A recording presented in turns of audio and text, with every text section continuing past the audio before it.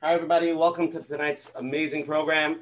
Tonight is shir number 62 with the Let's Get Real program with Coach Menachem Bernfeld. We welcome you all back. Tonight's going to be a really exciting program, and I'm looking forward. Again, I want to first start off always thanking all the people that come on every week for helping the platform really grow and explode. All the people that post it on their statuses, on their WhatsApp, and they email it around and they let people know about it. We really appreciate it. And as I always say, try to come on every week if you can to let people know about it. It's every Sunday night, 10 o'clock at this Zoom ID. For those who are watching the replay of this on YouTube, please click on the subscribe button to Coach Menachem's channel and hit the like button. Like I always say every week, so me and Menachem can make millions of dollars on the program. We really appreciate it. I'd like to thank all our advertising sponsors for promoting us, the Lakewood Scoop over here in Lakewood. Special thank you to Rabbi and Yanit for Chazak. Chazak always is behind the program, always helps us get amazing speakers. Really thank you, Rabbi. We love you. And a special thank you to Chayla Kaufman and Shmuel Summer from JCN for always promoting us on all the Jewish platforms. We really appreciate it. Again, for anybody who's the first time here tonight, it's every Sunday night at 10 o'clock on the Zoom ID. We have different rabbanim, different therapists, different topics, and it's amazing. Next week, 7/11, we're going to have, again, for round two, Reb Shalom Atcher Bashkin. He's going to be discussing Emunah B'Tachin, as he usually does, in today's crazy times. And, you know, it's right before Tisha B'Av, so he's going to tell us exactly when Mashiach comes, what to do. So we have to be there next week, so we should really have the exact mahalach down pat. It should be an amazing program. Please come. He had a whole year to prepare for it, so it's going to be an amazing show. Tonight, we have the schus of having two of the most prominent therapists, I would say pretty much in the community in Klal Yisrael. And not only are they amazing, but they're also related to each other, their husband and wife, Dr. Tamar Perlman and Dr. Akiva Perlman, to join us both here together. They're doing, this is a first for them. You know, there's only usually me and my wife presenting, but this week we're going to give it to this couple to present, to give it over. So we're looking forward. And actually, Dr. Akivah was on a year ago, and it was an amazing program, got tremendous feedback. So I said, Dr. Akivah came and he was good, but now please bring your better half so we can have even a better program and bring it up a notch. And again, thank you for coming on tonight. Tonight's really an open topic. We have a lot to discuss. It's really open to a lot of things, but let's start off first with our coach, Coach Menachem Bernfeld. Open it up for the Olam. Thank you very much, Asher, for the introduction. Welcome, everyone, to Let's Get Real with Coach Menachem. Baruch Hashem, we're up to number 62, and Hashem should help us continue to help Klal Yisrael. Last time we sat with Dr. Akivah on the show, it was pretty vulnerable. It was a vulnerable experience, and it was the impact was tremendous. There's something to it when somebody can open up and be vulnerable. People feel they can relate. There's something that they can listen to, and then it's easier for them to apply it. Versus when you hear it from a Rosh Hashiva, from a Rebbe, from somebody up there, when you're listening to the concepts, but you feel like they're up there, or even a therapist.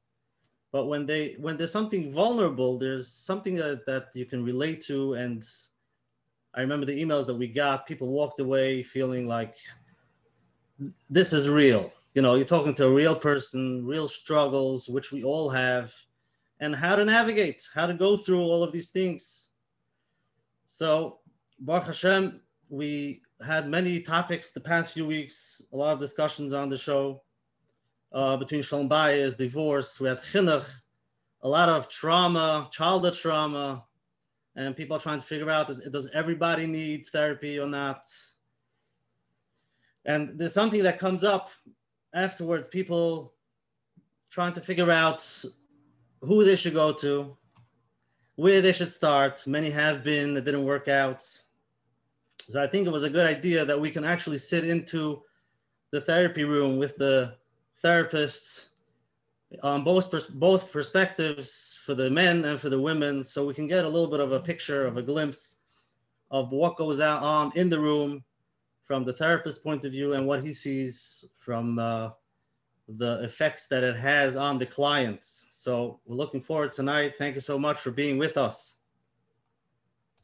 Thank you, Coach Menachem. It was a beautiful opening. Okay, let's get an overview of tonight's shir. Tonight's shir, first of all, is sponsored by Recovery at the Crossroads. Recovery at the Crossroads is the only kosher inpatient treatment center in the tri-state area. They are a licensed co-occurring treatment facility, which means they are licensed to not only treat substance abuse, but also all the other underlying mental conditions, such as anxiety, depression, and trauma. They've been working for 15 plus years in the frum community. and have helped many families. They put tremendous effort in working together with the families. If you or anyone you know is struggling with addiction, feel free to reach out to them at 888-466-5950. That's 888-466-5950.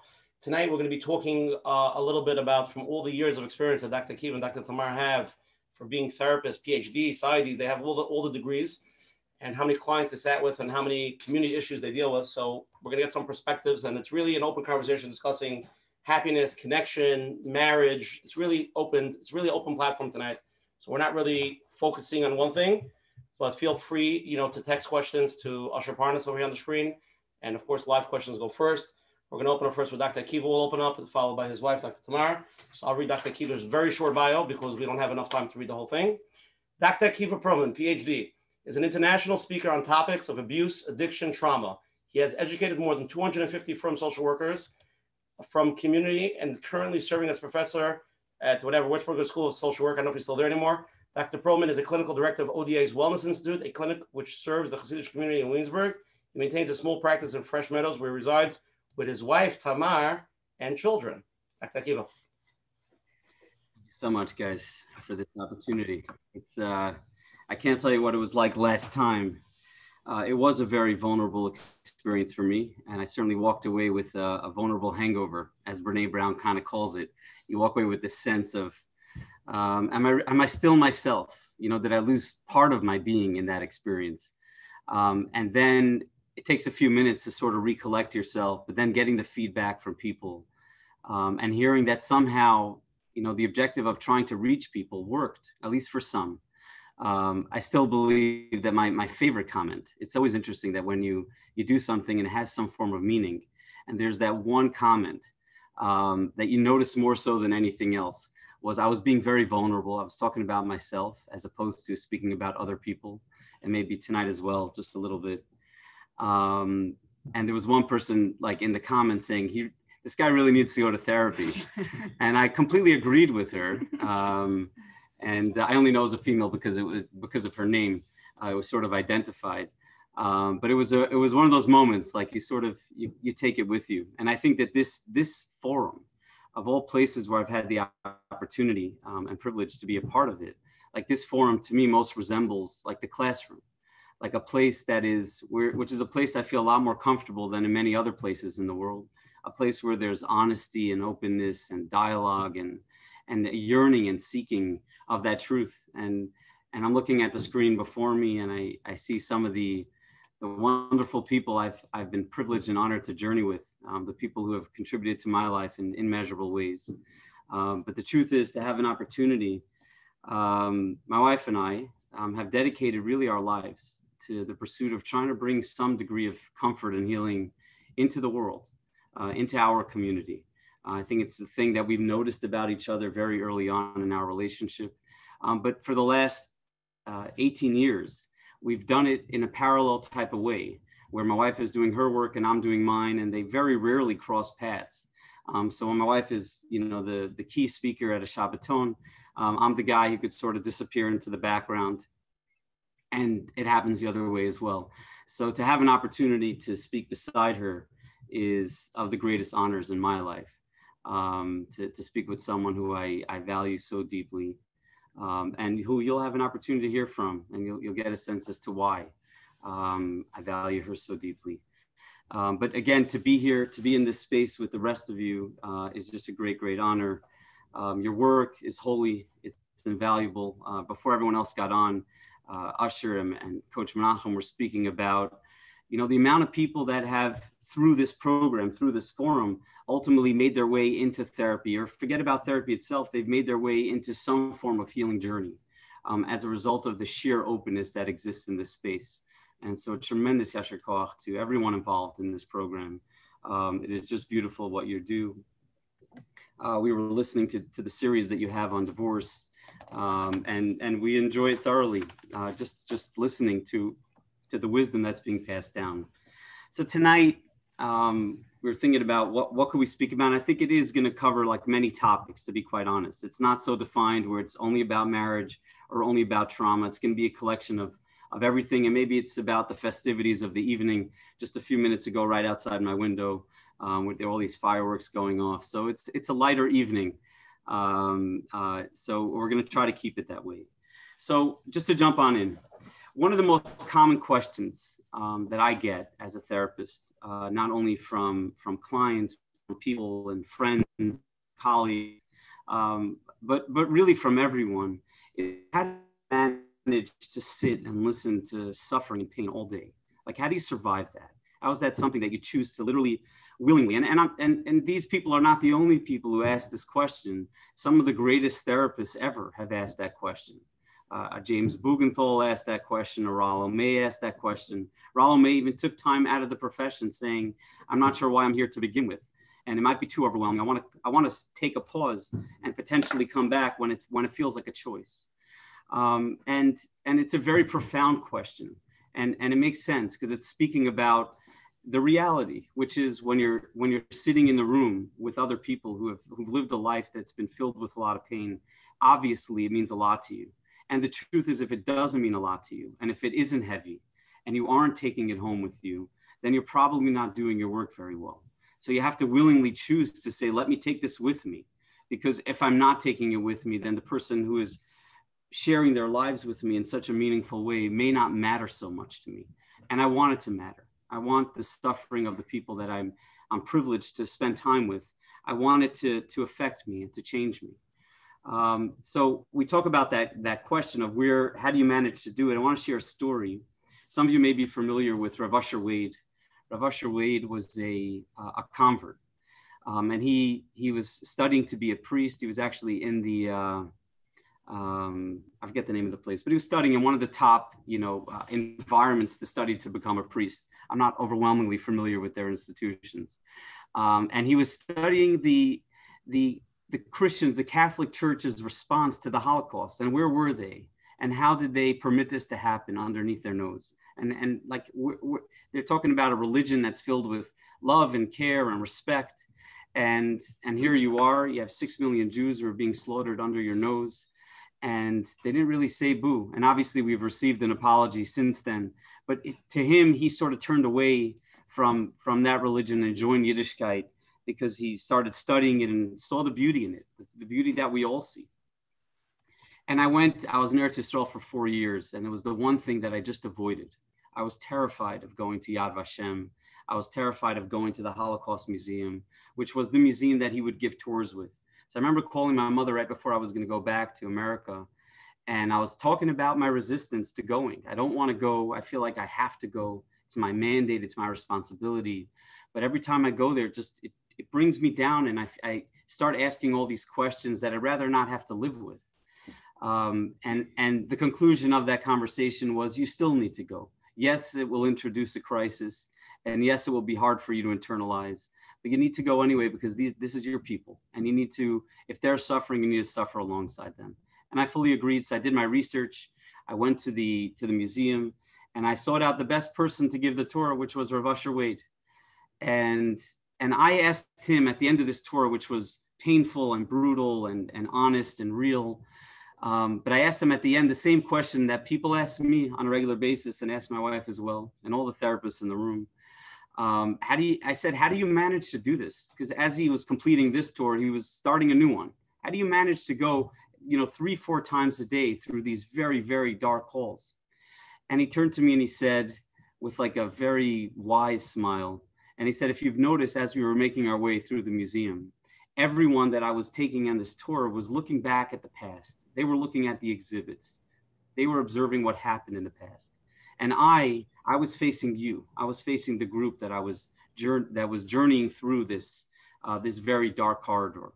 And to me, my experience every single time I do this is look at our survival. Look at the fact that we're still here. Look at the fact that we as a nation have survived, and we're making our way through. Yes, we're limping, and yes, we're struggling, but we've survived as a people. And to me, that's always like the idea that resonates the most when you think about therapy, that people look at it the wrong way. They're asking the wrong question. They're asking the question I asked Usher Wade without any really clear perspective. And they're asking the question of, how is it possible that you're not taken down by the pain? As opposed to asking, how is it possible that you're not completely transformed by the courage of the people that you have an opportunity to sit with? which is the ultimate truth. There was a wonderful story. This is a Yalom story for those who know from my class. I love Yalem's work, speaking about some of his tales and how they've affected us as a people. And so Irving Allen was a existential humanistic analyst, if that's a fair way of describing him. And he once was studying, he had a fellowship at the Tavistock Clinic. The Tavistock Clinic, for those who aren't familiar, was like the world's most famous clinic. It's out in London, and you had literally, Harry Stack Sullivan, you had all the great analysts that came from that part of the world, all practice in this one place. And to be asked to join there for a year, a fellowship, is a great honor. It's one of the greatest honors therapists could have.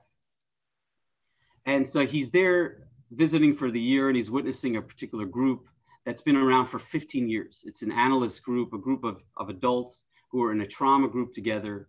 And they were talking about, they were finally breaking up after 15 years of being together because the analyst, the therapist, was retiring.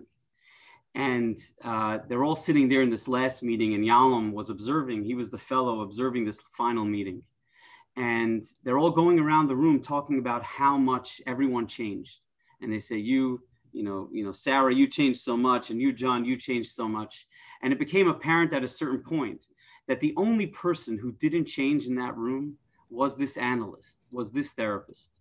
And everyone came to that conclusion pretty unanimously, where they all kind of said to one another, the one stable individual in this room, the one who's remained stagnant for the last 15 years, the one who's remained predictable and the same has been this analyst. And the analyst kind of smiled and turned to Yalom, who was this fellow, this newer therapist.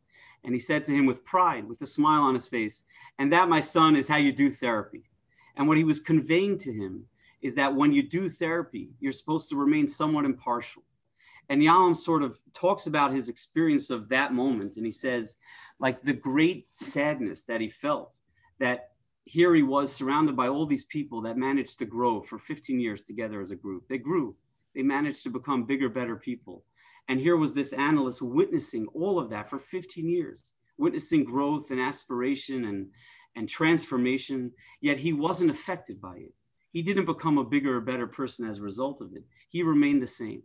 And Yalom speaks about the great sadness of that, the tragedy of that moment.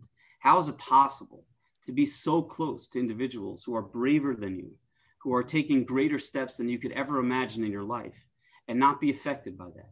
And that's my experience. My experience of sitting with pain all day is that these are people who have the courage, number one, to even show up to an office and say, you know what, things aren't working so well for me, and I'd like to work through it. I'd like to become a better version of myself, potentially the best version of myself. And to not be affected by that, you'd have to be distant and cold, and there has to be something not quite right. So I want to speak a little bit about what we talk about, a little bit about trauma and how it affects us and how it ultimately makes its way into relationships. And then I'm going to turn it over to my wife. But I think we're all quite familiar. I've followed this program, and the people who speak about trauma have a really beautiful, deep understanding of it. So I imagine most of the listeners as well, are walking around with a lot of complexity and understanding of what it actually looks like. But I just want to speak about a few small ideas and share some of the stories that have made its way into my space that I'm willing. Obviously, all the information has been changed, so we can't identify these people. But the essence, the core of the story remains true and remains alive. But there are a few effects that I want to speak about with trauma.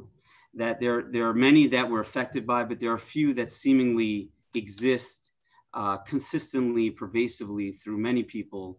And they, to me, represent the essence of what we're trying to overcome when we make our way into some form of healing work. When one is treated without love, one is not seen for the person that they are, the individual that they are. They're not treated with a sense of care. You don't have to look very far to find the literature to describe what this means. The difference between looking at a child and seeing that child as a gift that's been given to you, so you can nurture them so that they could become the best version of themselves. That's our job as parents. It's not to look at them the other way, which is basically a reflection of ourselves. We look at them and we see in their eyes our own reflection, and we hope that they act in a way, they become someone that we would ultimately make us proud as a result of them becoming someone and leaning into the person that they could be that would make them feel whole. We all understand the difference between those two different pathways. But when a person is treated in a way where they're not seen as a self, they're not seen as an individual, they're not seen and treated with the care that they deserve, they're ultimately left with a sense, which is the point number one I want to speak about, is that I am not good enough, which means nothing to do with actions. It has nothing to do with the way they actually behave. It has to do with the essence of their being, the very fabric, the nature of who they are as people. That these are people who walk around with a sense that me as an individual is simply not good enough. There's a beautiful man that I've been honored to spend several years with in therapy, where we journey together, which is the way therapy should really be. It would be very easy. I was just saying before, I had on top of the bookcase, I had a few extra sheets, and I took it off before we started this this get together because it looked a little messy. And I was telling Coach Menachem and Usher, I said, those are all my diplomas from over the years. And many therapists hang them in their office, and I have no judgment towards that. They've worked really hard to get these degrees. But to me, sitting in an office in a space with another human being, I don't want to present as I'm resolved and you're the one with the problems, so follow my lead and you're going to be okay. I rather want to create a space where we're both fellow travelers, because I possess the same degree of struggle as the other people in the world. That's just the nature of being alive. And yes, you'd like to learn about the wisdom the world has to offer about healing and comfort. But at the core, at the essence, human beings, we're fragile, we're limited, we struggle. And all we could do is try to find people that we could share that struggle with, that we could be alive with them. So we're no longer alone in our own, little world. So there was this one client that comes to mind, who comes from a prominent rabbinic family and was very much raised by the needs. I don't think they were very fully resolved, his parents, they really needed their children to be very put together. And I think there is a demand. I could share many stories that we have had where you kind of walk into a certain environment and you're the professionals. So there's an added demand that you place upon your children for them to act really resolved and everything is okay, which is unfair. It's unfair of us that that's the demand that we place on them. When we work on it, we try our best to permit them to simply be as human beings, as children, as kids. But these parents, because they were in this role of like rabbinic authority, they placed this demand consciously, unconsciously on their children to really be perfect. That was the reality. In every situation that they were placed, to be flexible and malleable and be comfortable and communicate with anybody, anyone in their shul they could get along with, all of the above. Which is something that when we think about it, we take a step back, to place such a demand on a child is not quite right, because it doesn't permit them to actually live their childhood. It places them in a position where they now need to be an adult well before they're even capable of becoming an adult. And that was what he ultimately lived with.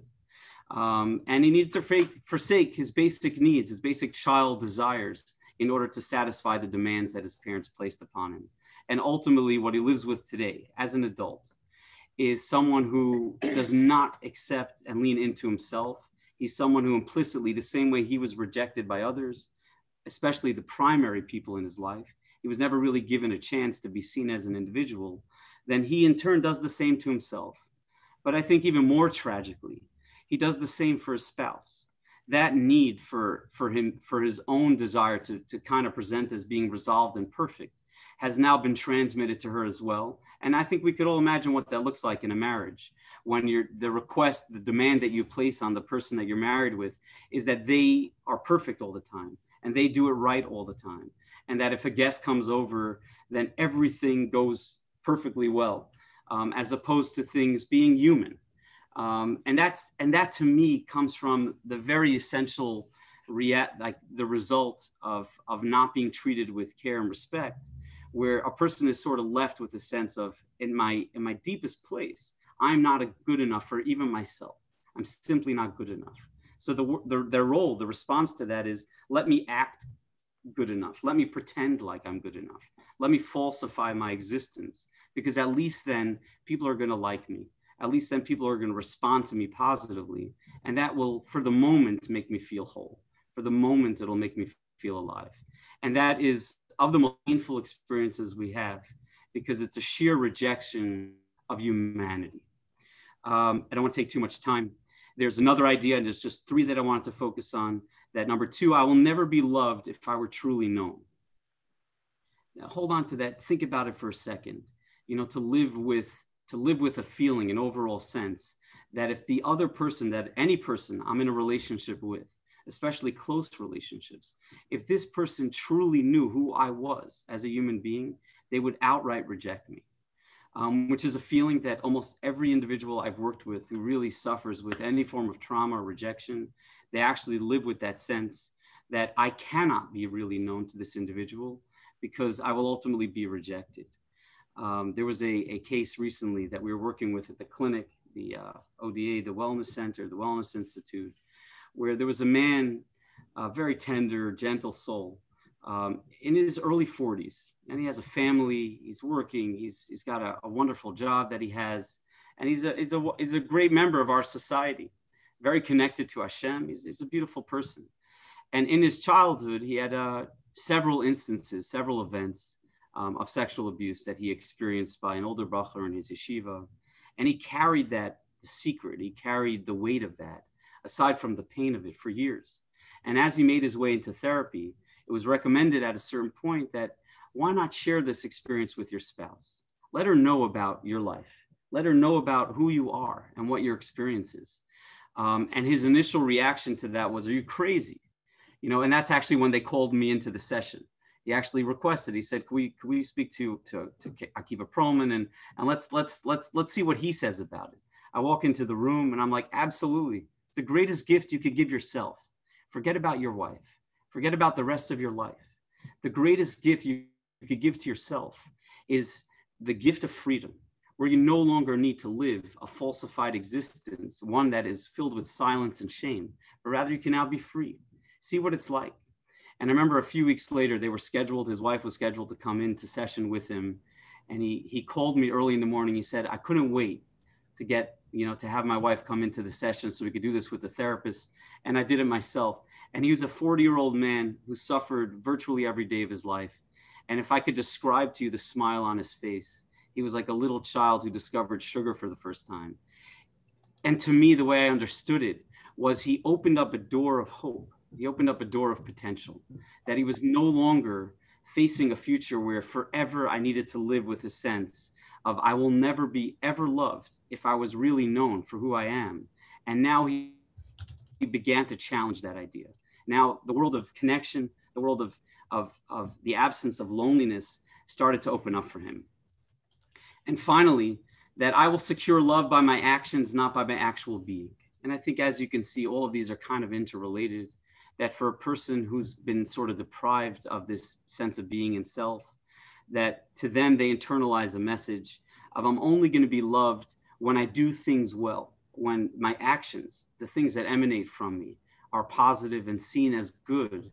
That's when I'm going to be loved. But the essence of who I am is something that's going to be rejected. And I hope it's okay if I say this, and it's a little bit vulnerable to say, especially in this forum, but I guess that's why we're here. You know, I find that one of my missions is to share the stories of the people that have gifted me with their story. And any opportunity I have to share their experience, I see it as a positive one, because there's nothing worse than living in with hurt and pain. And then on top of that, you're living with loneliness. So if there's a way that I could express their story, I'd like to. But this is not their story. I guess it's our story. It's a collective story. There's a story of me that when you're talking about believing that you're only going to be loved by your actions and not who you are as a person, is a real result of this deprivation. And really one of the greatest gifts, I believe, that probably the greatest gift, aside from our children and aside from virtually everything else, was I don't believe, and this is an honest statement, when I got married, I did not believe that I would really be allowed to fully be myself. I was still sort of held by this belief system that I carried, which was so long as I do well, so long as I behave well, so long as I act well, then I'm going to be able to secure respect and love from my wife, which is a belief I think that many of us live with. And I think one of the greatest gifts that my wife gave to me was a sense over time that that's not the case. That's not my reality. That who I am, and they're interesting. I can only give one story that I remember. Like, this is the Shana Rishona story. I have, oh no, you know, I didn't review this, by the way, with my wife in advance, this little piece, but I probably should have. But I remember that first year where, you know, we talk about that first year and all the interesting things that emerged during that time. But my wife, she didn't catch me, but I was sitting there reading like a really thick book on the pathology of serial killers, which is not something we discussed when we were dating, that I have this strange fascination with serial killers and why did they choose to do things like that. And I remember the feeling of like, oh no, what's going to happen now? Now my wife knows that I like exploring the world of serial killers. Like, this is not going to go over very well. And I remember she didn't like it. No, I don't think anyone would like the fact that, you know, someone's into serial killers. But the fact was that she accepted it, understood it, appreciated it on some level, even valued it from the fact that, like, she's married to a curious person and he likes to understand different things. And from that point of view, where over time, I could live with the sense that who I am as a person could be appreciated and valued. And it's not only related to the idea that it has to be good. And I think all of this kind of boils down to the difference between bad behavior and bad person, where most of us, people who've been raised with a sense of comfort and clarity, they could walk around with a sense of, I feel like a decent person. I do bad things, but I feel like a decent person. As opposed to others, they generally walk around with a sense that who I am is bad, and they need to grapple with that. And the difference between action and essence is very different. And imagine a world, and this is where I want to get to the other part of this. You know, we talk about this element, which is really dark and is filled with a lot of suffering, but I don't see it that way. Some of the greatest people I know, period, are people who have gone through a lot in their lives. Some of the, I would imagine when if we were all open enough to say, let me talk about our own stories, some of our personal greatness doesn't come from, you know, the things that we were born with that were strengths, but rather the things that were fractured and a little bit broken. And a sense of mission emerged out of that darkness and gave us the ability to connect with others in that place. There's a very common idea called the wounded healer when it comes to therapists, basically suggesting that therapists become therapists not out of absolute strength, but because of a transformation of that pain into freedom. Where they're emerging as people who are looking for freedom. But I want to leave with this story that I spent a Shabbos a few weeks ago with a group of people that experienced immeasurable suffering. It's hard to imagine what each one of the stories sounded like. It was a Shabbaton for parents who have children who are struggling with Yiddishkeit, who are struggling with at-risk behavior. And if you imagine a scene like this, several hundred parents coming together, you'd almost imagine it to be one that is filled with despair and like just people who are been broken by life and just beat down by life.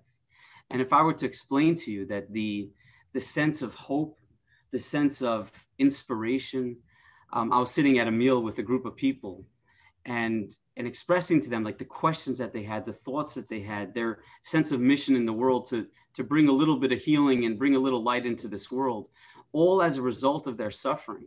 And I said, I asked the group, I said, do you think that any one of you would be engaging in life the way you are, would be as passionate about life the way you are, if you hadn't gone through what you're going through? And unanimously, one after the next, they all responded the same way, that it is as a result of this suffering, as a result of our pain, that we are now in a place where we feel enlightened and we feel like a great sense of connection to ourselves and to others. Every last one of them also reported that, yes, our marriage was completely challenged during this time, but we found each other, and we found each other in a much more profound and a deeper and a more loving, meaningful way. And that is their description of how their suffering has been transformed into something that is profoundly positive. And when we look at people who have made a significant difference in the world, that have brought healing into the world. Almost always, those individuals are people who arrived at that place not because they simply woke up one day and said, I want to share my goodness with everybody else, but rather they came from a much different background. And they're saying, I understand this, and I have something to share, and I'd like to give it over to everybody else. And healing, in essence, comes from suffering. So when we talk about connection and coming closer to one another, the fact that we've been through things in our lives often provides a great vehicle to express ourselves in a much more connected way. So now I want to turn it over to my wife. I'm gonna read her bio if that's first. Okay. Akiva, that was a beautiful opening. Thank you for keeping it under 10 minutes. I really appreciate it. And it was great. And I just want to say, Gedalia is here from Kesher Nafshi, which is an organization which we were there together for Shabbos. Yes. I know as much as you try to like really give that over, it's really hard to give over in words what the feeling is with those people. It's a different level. And if anybody is experiencing going through anything, please reach out to Kesher Nafshi. Gedalia is a tzaddik. We love him. He's there. And let's read Dr. Tamar Perlman PSY.D's bio. Dr. Tamar Perlman is a licensed clinical psychologist who's been working primarily with women and couples framed within the Torah, text, and Hashkafa. Dr. Perlman also lectures on various topics, including attachment and child raising, marriage and emotional regulation, and self-actualization. She also runs topic-focused series such as Enhanced Marriage, Mindful Dating, and Emotional Regulation. These groups provided women with support and perspective on issues related to relationships and dealing with internal and external stressors. Dr. Perlman also teaches Kalas as an opportunity to connect and give over spiritual and psychological viewpoint on marriage, spirituality, and intellectually curious, but not observant woman as well. I just want to say one thing before she starts. Dr. Tamar does not usually speak to men, but she gracefully, after being asked multiple times, decides she will open the forum. So Dr. Tamar, the floor is yours. Thank you very much. It's such an opportunity to give over, like my husband said, from the stories and from the experiences that we've had, and to be able to share it in such a beautiful form. For sure, whatever happens here in this forum would not have happened without it. So something new is happening there, and that is, it's powerful to be part, and it's humbling to be part of thatness. And I think all the people behind the scenes and on the scenes to have created this possibility. And it is, like you had said, a real honor to present alongside my husband. And I just want to tell you that sometimes when my husband starts to say like something about at a Shabbos table, and one of the kids will ask, who is that? Who is that? And then another kid will say, oh, it's another beautiful man. So what my husband says, he really means.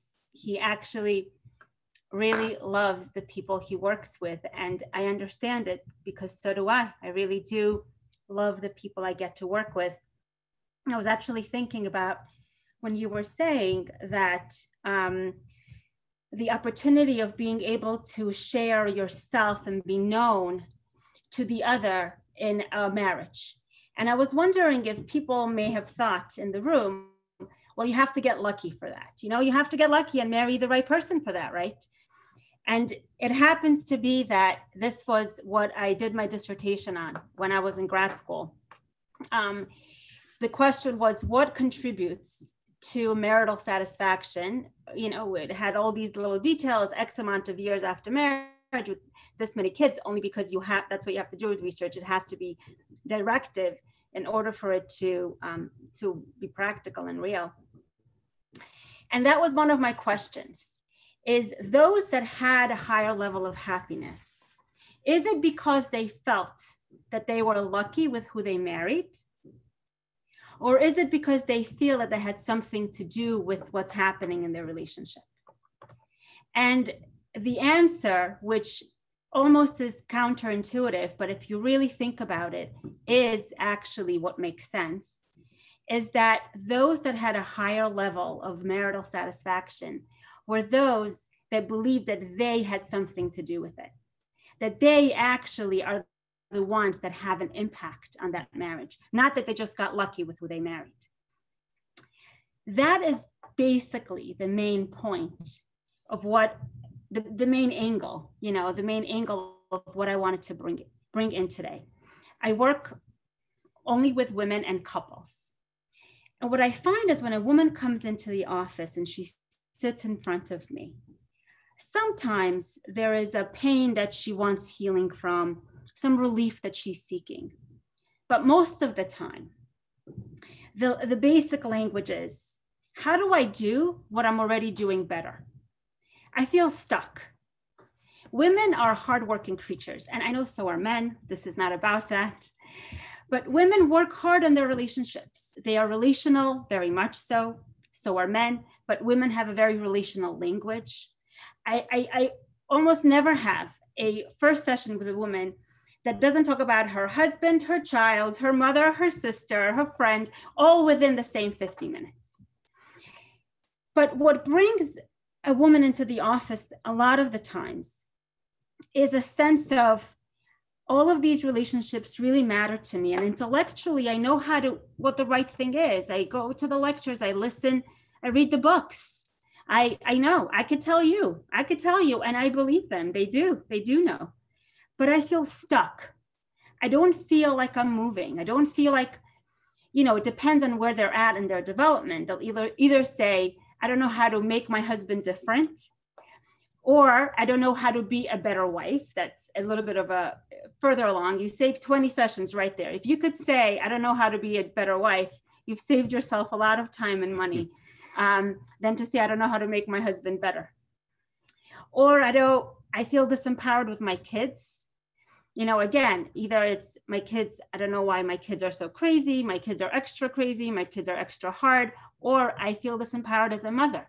I don't know how to be the mother I want to be. I feel terrible about my mothering 90% of the time. And also with emotions.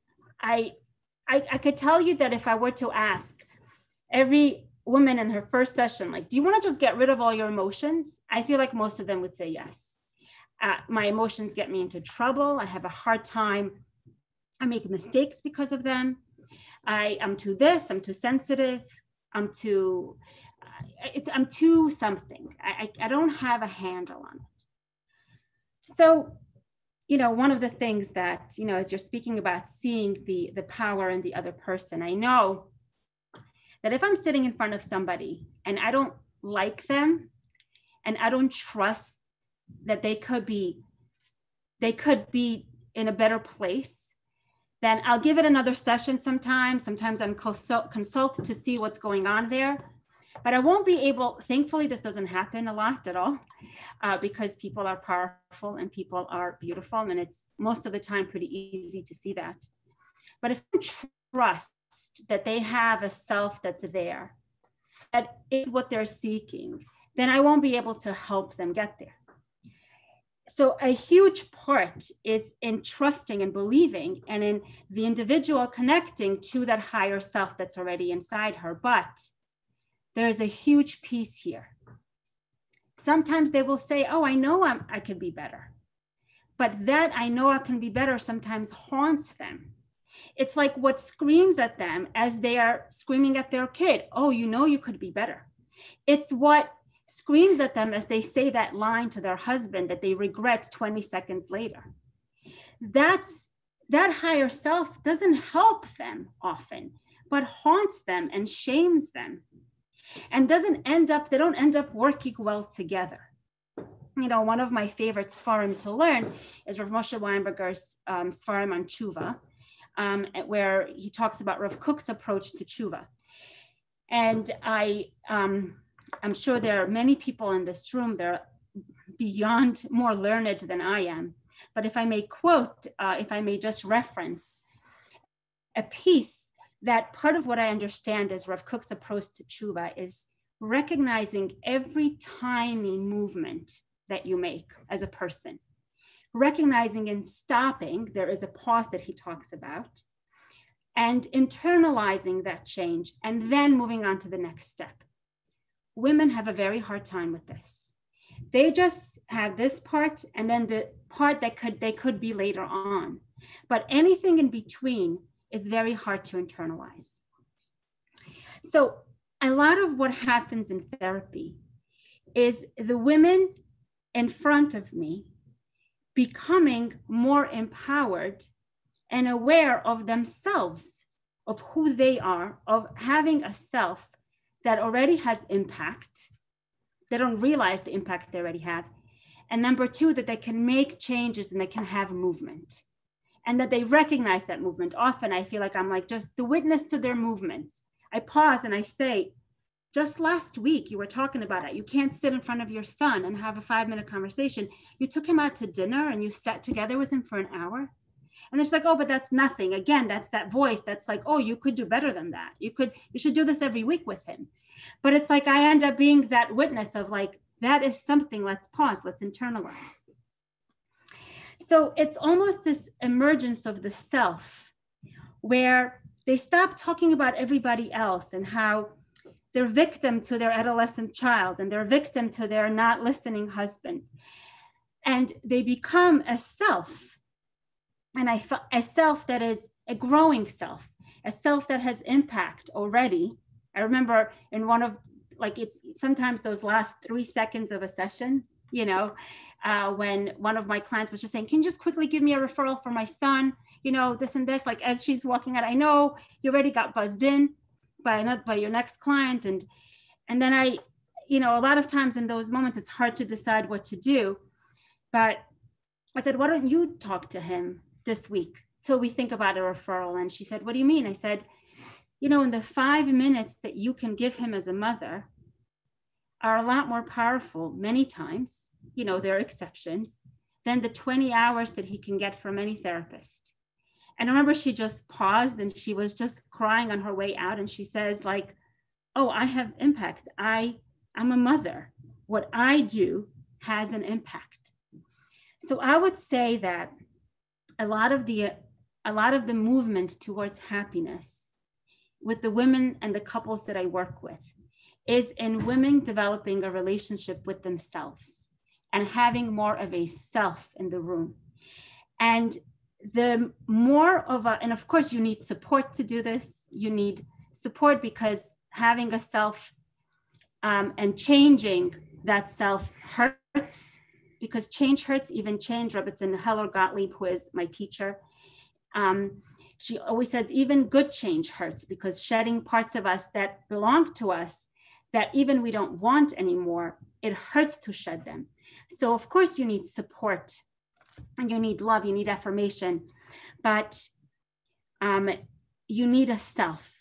And it's this emergence of growing into a self and learning how to be alone and learning how to be a person that helps the women eventually be better in relationships and have better connections. The more you know how to be alone, the less lonely you will be. The more you know and you're not afraid of being with yourself, the better you'll be for the other. If you can't ever be with your own self, how are you ever going to be there for your spouse? If you know, as a mother, at the beginning of mothering is complete attachment. You're completely enough for the baby. You have to do nothing other than, your baby just needs you as a mother, basically. You are enough. But as your child grows, you become less and less enough. And you feel less and less enough. And the separation becomes, you know, moves from physical to emotional to spiritual. There's more and more tzimtzum that the person has to do to create room for the other to grow. That hurts. If you don't have a self that can soothe the self, that can stand on your own feet, you will use your child to soothe the hurt of your separation. And you will limit the way that your child can grow. So it is this connection to self and emergence of self that makes you able to create connections and have happiness. And one piece I just want to end with is that, like you were saying, this is something that, you know, people say time heals. And I think obviously to some degree time does heal. There's the Shiva process and the mourning process that there is in the Torah. But time doesn't, it's not only time that heals. You know, it's sometimes if you're angry and, you know, they say take 5 minutes, but you can come back after those 5 minutes if you don't use them correctly and be angrier. If you indulge in your angry thoughts and I can't believe he did this and his mother and this, then you will come back angrier. You need to seek this healing. You need to seek these connections, this growth, this shedding of parts that are in the way of you and your children, you and your spouse, you and happiness. And it could be very daunting. You could say, like, I really don't feel like I can get there. I remember when I started trauma work, I was extremely afraid to do it. And rightfully so. I understood the fragility of it. I understood how, you know, I'm entering spaces that are really sacred. And if I mess up, it's like a real, first of all, loss of opportunity, and I could create more hurt. I'm just a person. I was very afraid. And I remember we were sitting outside on these two folding chairs with Rebbetzin Heller at the time, Rebbetzin Gottlieb right now. And I told this to Rebbetzin Heller. I said, Rebbetzin Heller, I feel very small. I feel very small to do this trauma work. And the conscious part of me, I was able to be somewhat honest with myself. And for sure, there were layers of the unconscious part of me wanted to hear her say, but I know you for many years, Tamar. I know you for 20 years. You're great. You're going to do great. You're going to be a great trauma therapist. You are not small, except she said the exact opposite. She said, you are very small. You're just the size you need to be in order to do this work. The minute you start to think that this is about you is the time that you take a step back. And that has been the lens that has taught me has grounded me in how to do work. I can tell you that it doesn't make sense a lot of times why the healing happens. Someone can come in and they are a victim. They are real victims to attachment trauma, parental trauma, to sexual trauma, to marital trauma, to all kinds of traumas. They're real victims. But I can tell you that someone can be a victim and be victimized, but no happy person remains a victim. A happy person is one that moves outside towards moving outside of victimhood into empowerment. But how does it happen? And I can tell you that I have learned this throughout the years. And like you were saying, that the people are brave, the healing is within them. And just like a surgeon probably can't explain why you put a knife to something and something is removed and then the person then lives for another 20 years, you could explain it, but it doesn't, you can explain it in terms of medicine, but it doesn't actually express how life continues. Psychology doesn't cause healing. Psychology explains healing. Hashem causes the healing. We can explain healing with the language of psychology, but psychology is not what accounts for the healing. The healing is the space between the therapist and the person, and within that person, and Hashem does the healing. And I know I work with many women of different spectrums of their relationship with Hashem, but I can tell you that I've never met one that doesn't have a relationship with Hashem on some level, no matter what her external expression of that is. So that's just something I want to give over to you, is that as impossible as it seems to our even psychological minds, it will remain impossible to us. That's not our job to make it possible. Our job is to move towards, we need to move towards that healing. We need to seek the connections. We need to seek them because it's comfortable to remain the same and not change, but that the healing ultimately is not from within us, it comes towards us. Thank you so much for this opportunity, and we're open to questions. Okay, thank you very much. It was very powerful. Osher slipped off. He'll be back in a few minutes. And when he comes back, we will take a poll that we prepared to see the audience perspective. So they'll have the questions when he comes back. But for now, Akiva, Doctor, if you're ready for a question, let me read to you the first question that we got. So I've been doing soul searching for a while and read many books. I know the concepts, but I still seem to have difficulty feeling happy with myself. All my relationships are pretty much superficial, not really deep connections. I don't have deep connections. What can I do? Where can I start? So you already started. Beautiful. You already started. I just want to pick up on one thing that the questioner was just mentioning. You know, healing and process is not about the mind. It's not about the intellect. It's very possible Freud speaks about the intellect being of the most profound defense mechanisms that we have access to altogether. Most of the time we get lost in our intellect. Our intellect is profoundly removed from our soul, from our spirit, from our emotion. And when you start attempting to approach healing from an intellectual perspective, which is through knowledge, and if I only figure this out, if I only somehow discover the thing. There was a wonderful, an analyst in New York, her name was Lillian Rubin. She wrote a wonderful book called The Man with a Beautiful Voice. She wrote several books, but this one book I really appreciated of hers. And she was speaking about the experience of healing. And he said that people spend lots and lots of time trying to access these aha moments in therapy.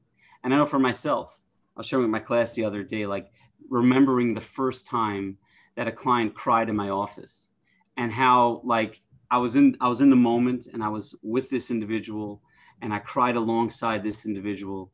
But there was another part of me that was far removed from the room, which was super, super excited by the fact that someone was crying in my office. I was like, I can't believe this is happening. Like you see this, this is what they talk about, that there's this powerful emotional moment that's taking place in this space.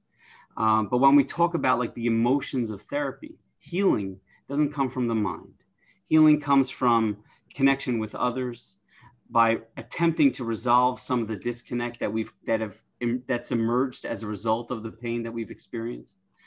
So books are wonderful, and I'd keep reading them. But the follow-up statement of, I know what's going on, but all my relationships are superficial.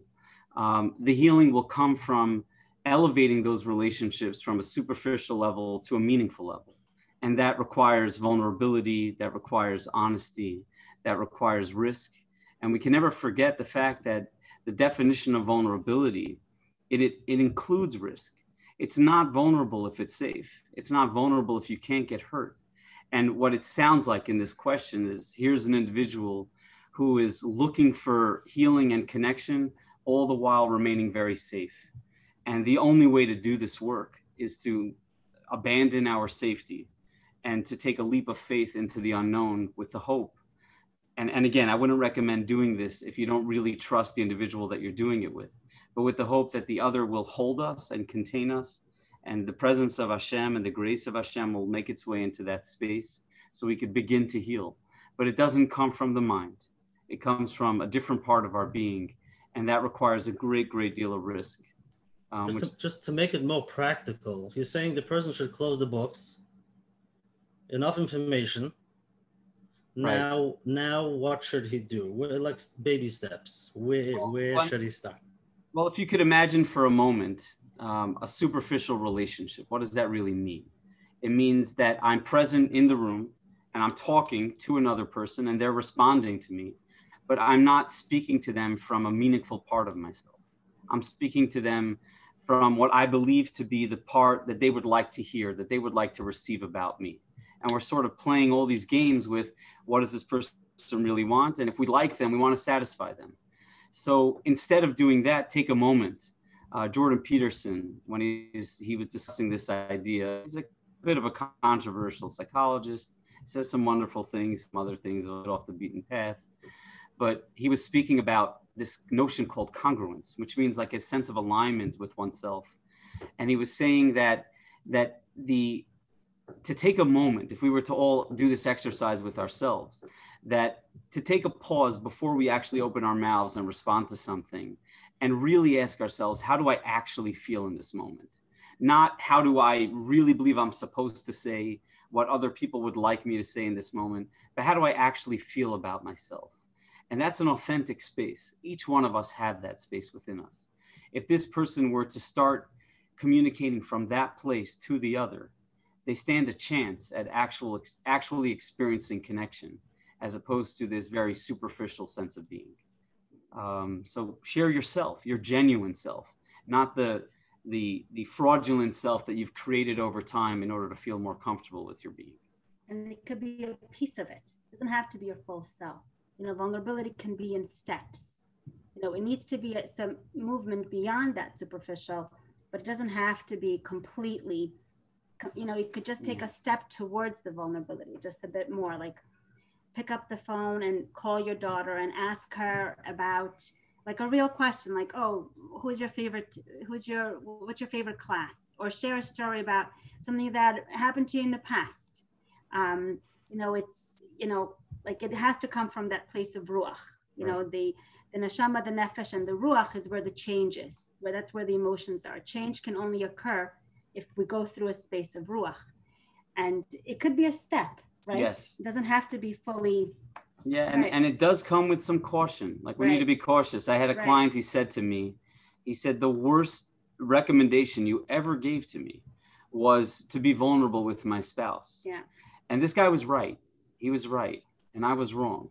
I was wrong because he was not yet in a place within his relationship where he knew how to be vulnerable and he knew how to receive what the reaction might be if it wasn't perfect in his own mind.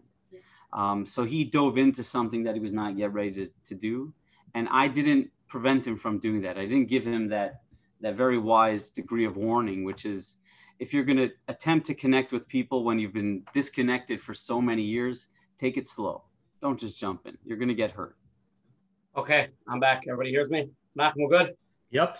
Okay, let's take the poll, and then we have a bunch of questions. Let me just tell you, a lot of questions came in, a lot about marriage and dating, and a lot of questions and trauma and stuff. So deal with that. We have a lot of live questions pending. Let's launch a poll just to get everybody warmed up and give the promos 2 minutes to take a drink. Launch it. Okay, everybody, you see it on your screen, you can answer these 2 questions just to get a feeling. What do you feel is the most important character trait, in a spouse? A, vulnerability, B, honest, C, compassionate, or D, flexible? Choose one of those. Don't worry, we're not going to show it to anybody. Just going to email your therapist right away. And question 2, do you think most people suffer from some form of trauma? Yes, no, almost all people have some form of trauma. So yes, the difference between yes and almost all people is 100% versus 98%. That's the really difference. Okay, so please select one of those options, and then we'll share it with everybody. The Perlman, the good polls. This is so cool to watch, like in live and like as it's happening. You could actually. I'm not gonna say. They can't see the answers. Yeah, we could see the results coming in. Yeah. Them coming in. Yeah.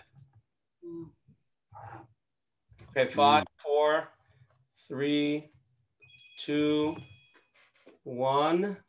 Okay, let's share it. Okay, and I'll read the answers out loud, share results. Okay, what do you feel is the most important character trait in a spouse? 14% of people felt it's vulnerability. 35% of people, this is the winner, feel it's honest, to be honest with your spouse.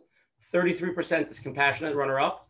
And only 18% felt to be flexible is the most important character trait. Second question, do you think most people suffer from some form of trauma? The winning answer, Dr. Perlman, obviously it's people here Sunday night, right? 45% of people say yes. So everybody feels this, most people here feel that most people suffer from some form of trauma. 15% say no, and 40% say almost all people. So basically it's 40 plus 45, 85% of people feel that we all have trauma.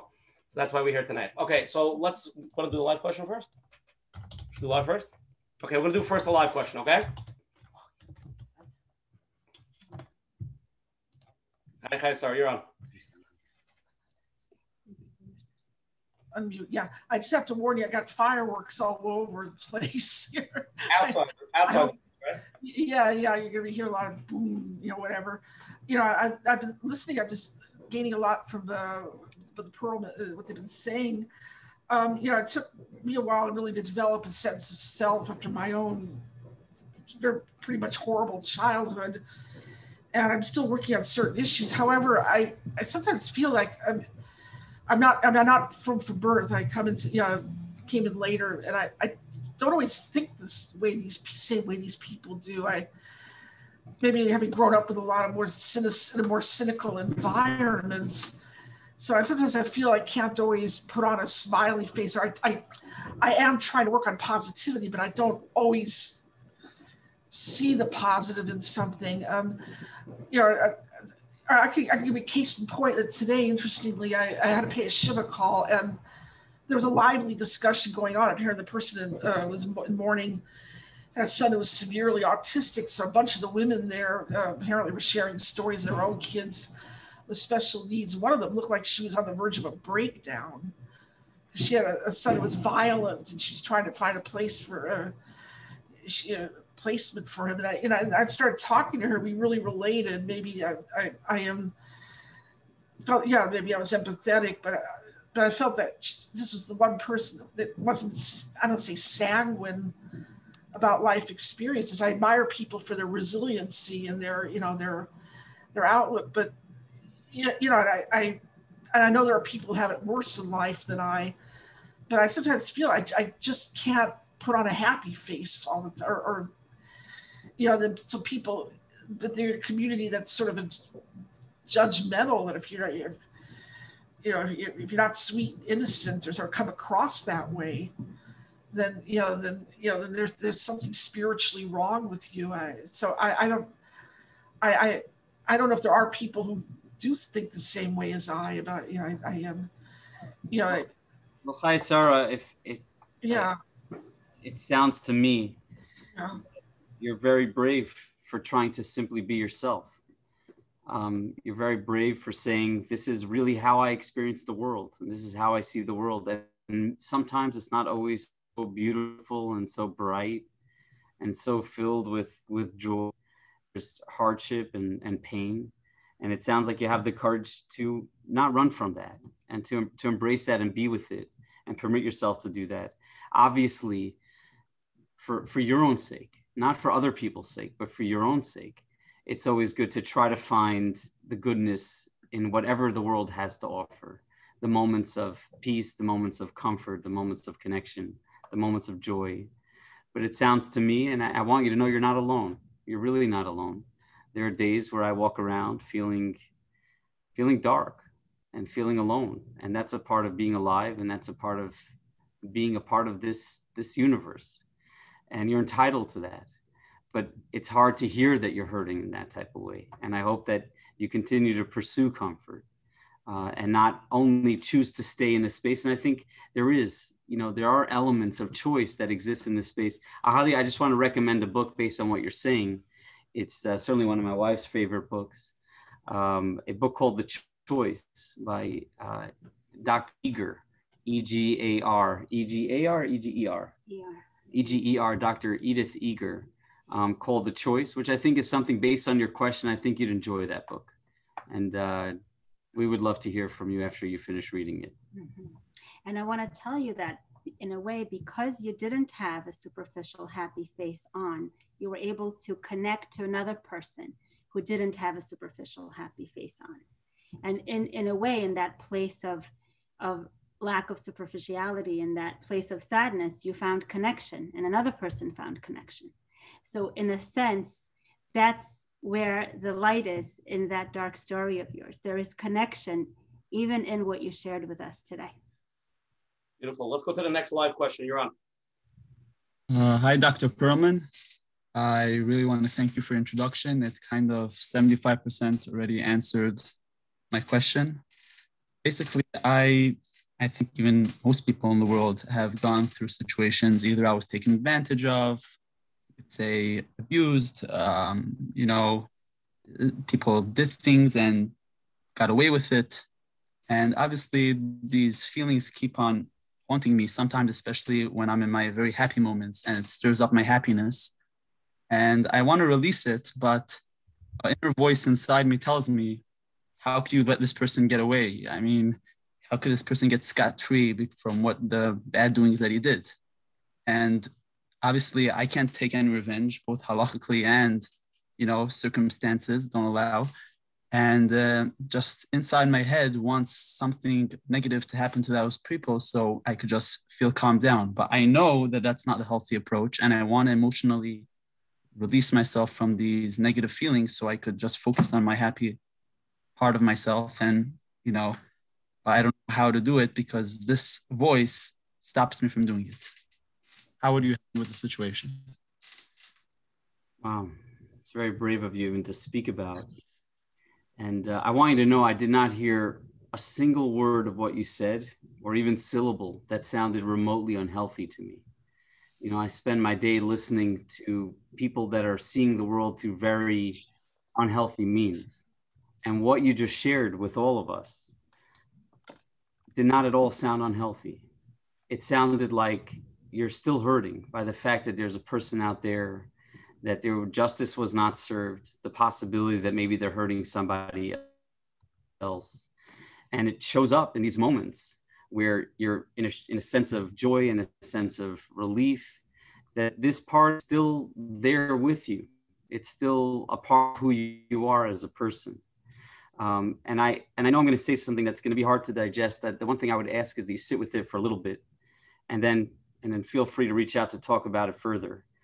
But this experience that you had defines who you are as a person. And what you're talking about is attempting to shed something that is a defining characteristic of who you are as a human being. Your sensitivities, your sensibilities, your sense of compassion, your sense of justice, which are all beautiful qualities and traits, have emerged from the darkest places in the world. And the notion or the desire to shed that part of your being, you'd also be losing out on many other parts.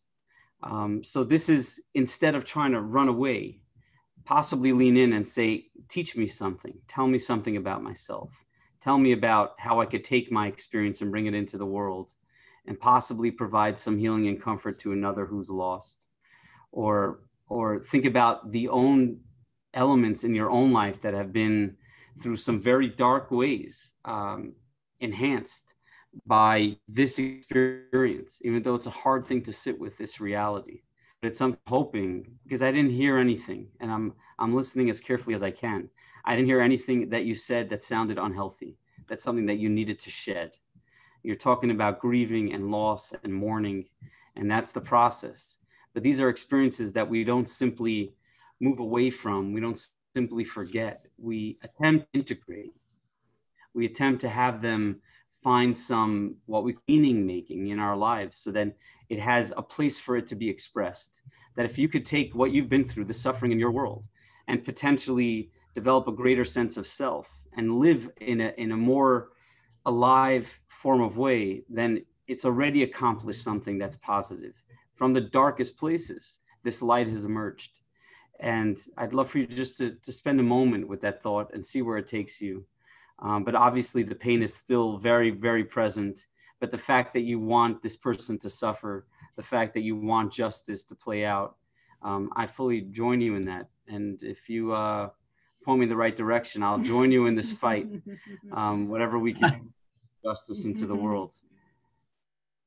Okay, let's go to the next question. I'm going to focus to Dr. Tamar, since shalom bias is her big thing. If there are so many people struggling in the marriages today, there must be like a running theme we are missing that we could be working on. From all years, Dr. Tamar, what would that be? That's a good question. And I've been taught a lot about marriage by being in a marriage, thank God. And also by working with a lot of women and couples that are in marriages. You know, one of my favorite images that come to mind when it comes to a marriage is something I learned in a sefer by Mrs. Gallant, Stages of Spiritual Growth. If you like what this sounds like, get your hands on that book. It's a great sefer. She quotes Rav Hutner's Stages of Growth with Chesed and Emet and Gvura. And she talks about in Navi, in Yecheskel, where it talks about, you know, I don't understand this so well again, but I understand it enough. A lot of times when I learn something in Torah, when I have access to it in whatever way I can, all the things that the clients have taught me and life has taught me kind of comes together in this kind of perfect way that no other forum can do. And I read tons of psychology, and I'm going to continue to, and I read and I go to trainings, and I'm going to continue to. But this was one of these things that captured it for me. It talks about the Divine Chariots. And there is this language of Ratzav Hashav, that these chariots would run towards Hashem, you know, in the divine worlds. They would run towards Hashem in desire to connect to Hashem. Ratzo, they were running, not just walking, running, wanting that connection. And then Veshav, and then they lean back They kind of go backwards a little bit. And that to me isn't just a parallel to our relationship with Hashem, but also parallel to what happens a lot in marriage. A marriage in a way is tension between wanting connection. We run towards this connection. Most of the time, people get married because they chose to be married to the people they married. They run towards it. It doesn't happen at them. It's not thrown at them. They don't fall into it. They actively run towards it, towards the very person that they bring into the room to me, either actively or not actively, right? And then something happens where they retreat back. There is this fear. What's the fear? The fear with the chariots is that we can get close to Hashem, but if we get too close, you get consumed. All you have is closeness and you lose your individuality.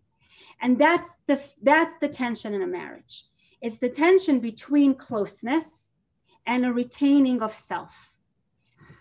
If I let go of this and I connect to my spouse, he wants, this is what he wants from me. This is what it requires for me to be there. He wants me to serve dinner this way, to run a Shabbos home this way, to be this kind of a mother, to say this to him, to be okay with this about his family. We hold on to something. We're not trying to be stubborn for no reason. We're holding on to some part that feels essential to us. And if we lose that part, we lose ourselves. In fact, there are relationships like that. That's why there's a word called enmeshment. It's a misunderstood word, but it exists nevertheless. There's a difference between enmeshment and connection. A connection is a connection between two separate selves.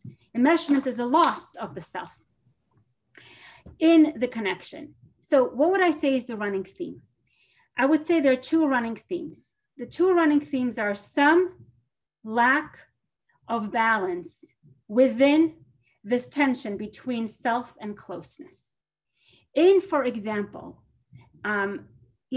unfortunately at all times, I have most of the time when a woman walks into my office or a couple walks into my office, my objective is, help them stay together and, help this work. A lot of times I reach out to Rabbanim about this to help me clarify that. This tension of the self being preserved and connection happening should work well, ideally, right? Ideally, Hashem has us get married, I think, partly so that we can become better selves. We actually shed parts of us. If you were shamed as a child in the way that you were raised, and then you end up having a shaming language in the way that you talk to people, and that really bothers your spouse, then you shedding that part of you is good for you. You become a better self. But you would never do this if you weren't married, because you wouldn't have to do this uncomfortable work of doing things differently. You shed the shaming part so that you connect better. And the reason that you shed it because you want to connect better, because you love the other and you want connection. But a lot of times what ends up happening is the number one mistake, this is the most prevalent mistake, is that I think people come into a relationship thinking that they don't need to change. They think they come in and they're already, we don't get married at 120, then we'd have like one day to be married. We come in very, very unprocessed, unwhole. And we need the marriage to make us more whole. And I think a lot of resistance is the fear to change and the resistance to the idea that we need to change. So I think that, you said the word choice when you were speaking to that beautiful woman in about choosing to seek the happiness. The connection in a marriage especially isn't necessarily natural. It's the only relationship in a way that has an active choice in it. You can unchoose your spouse. You can't unchoose your child, even if in some ways you do that in other ways. But you can literally unchoose your spouse.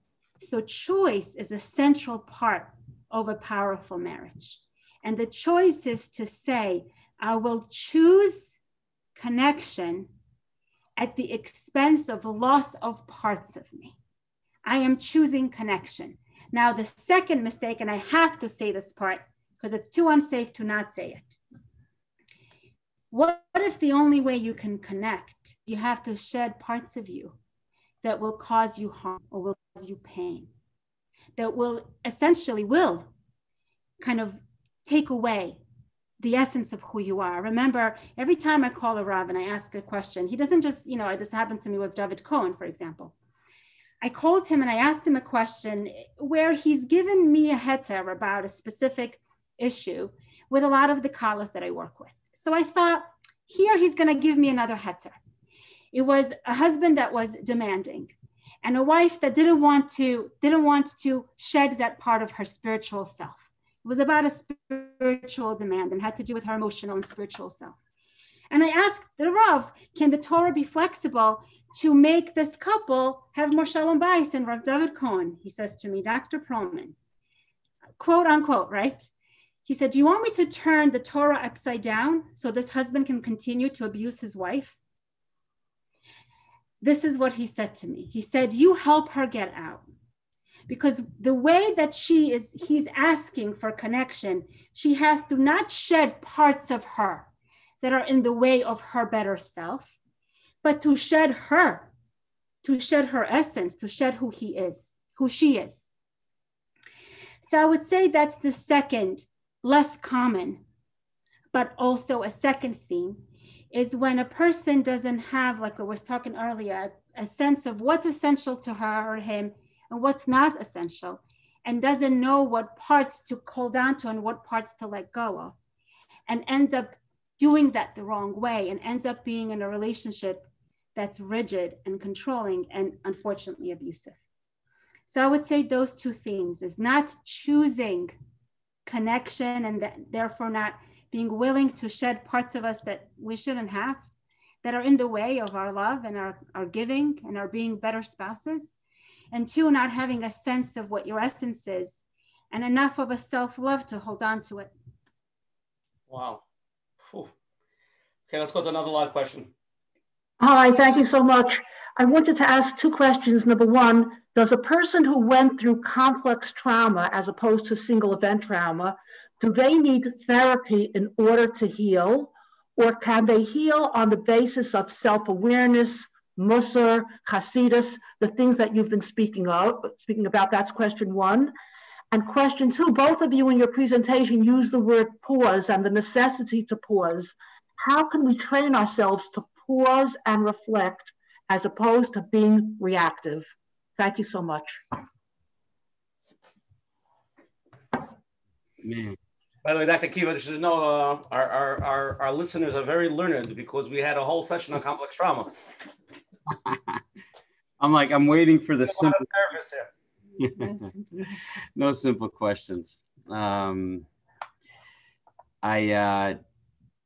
first of all, I want to pause for a second, only because we should. And let's do that together for a moment. And I think it's uncomfortable, even my suggestion of saying, let's pause for a moment. But I think that if we could do it collectively, then maybe we could demonstrate, but also provide freedom to say it's okay to do such a thing. So I'm gonna pause for a moment and just hold on to that thought and that question, because this is what I would do if we were sitting in my office. We would take that question and just be quiet for the next 10 minutes and say, okay, let something natural simply emerge, but we don't have that time. I'm gonna get in trouble for the 10 minutes, but just I hope you're hearing what I'm saying about the pause. There's nothing we could do but simply practice pausing and permit a voice to naturally emerge. And I think when we find that when trained to respond so quickly and intuitively, we're basically sending a message to ourselves that we're not inherently trustworthy people, that we could lean in on who we are. We're primarily focused on responding and being reactive to others. So learning to pause is learning to also respect ourselves. And it's a muscle that we need to develop. And just to go back to your first question, I'd love to hear also my wife has to say about this. When you're talking about ways to heal, like I love therapy. I never actually intended on becoming a therapist. That wasn't my plan. When I was in school, they asked, like, what would you like to be doing? And my response was, I'd like to sit in an office with beanbags and smoke hookah with kids who are going off the derech. That was my actual response. And I actually drew a picture of what my office would ultimately look like. And then part of the learning process is you start doing therapy in a clinic. And I started therapy and fell in love with it. And it has never really ended since then. But to me, therapy is a tool to help others heal. And that's all it is. It's a tool. The objective is healing. And I think that and I've done this many times, many times, client comes in and I could take the Tehillim that I have in my office, which is I have more of a Tehillim than I have of my other secular books, and start reading about the experience of David HaMelech and what his life was like and what his story was. And David HaMelech went through virtually every emotion we could ever imagine. He went through rage and doubt and joy and healing and fear and a sense of abandonment. It's all there. And so I do believe wholeheartedly that if we read Tehillim with an open heart and an open mind, then we could heal simply by doing that. The same way we can by learning Musar, by Chasidus, and engaging in these other ways of enlightening ourselves.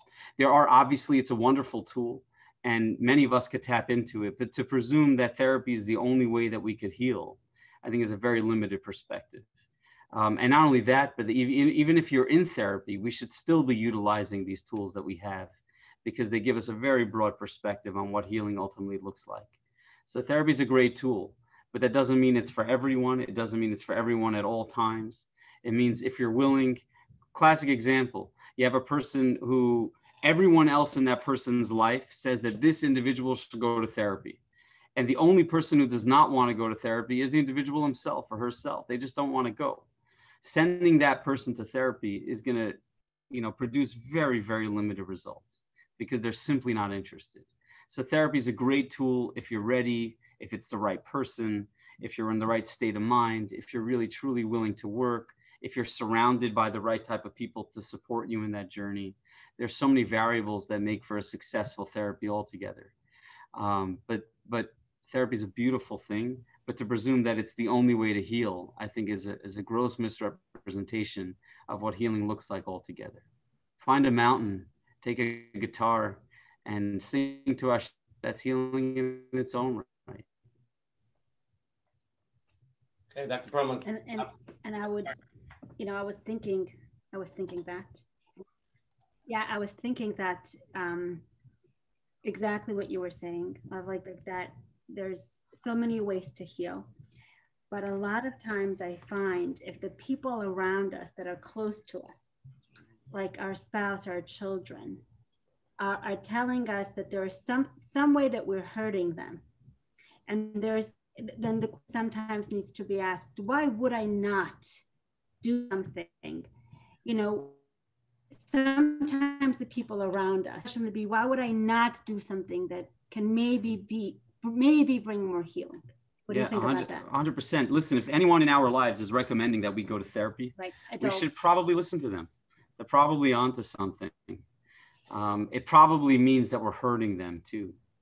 And they don't know how to say that. Instead, they say, you look like you're hurting, so you should get some help, instead of saying, please stop hurting me. So if someone recommends as an adult and they seem grounded enough, please go to therapy, and take them up on it. It's a nice thing.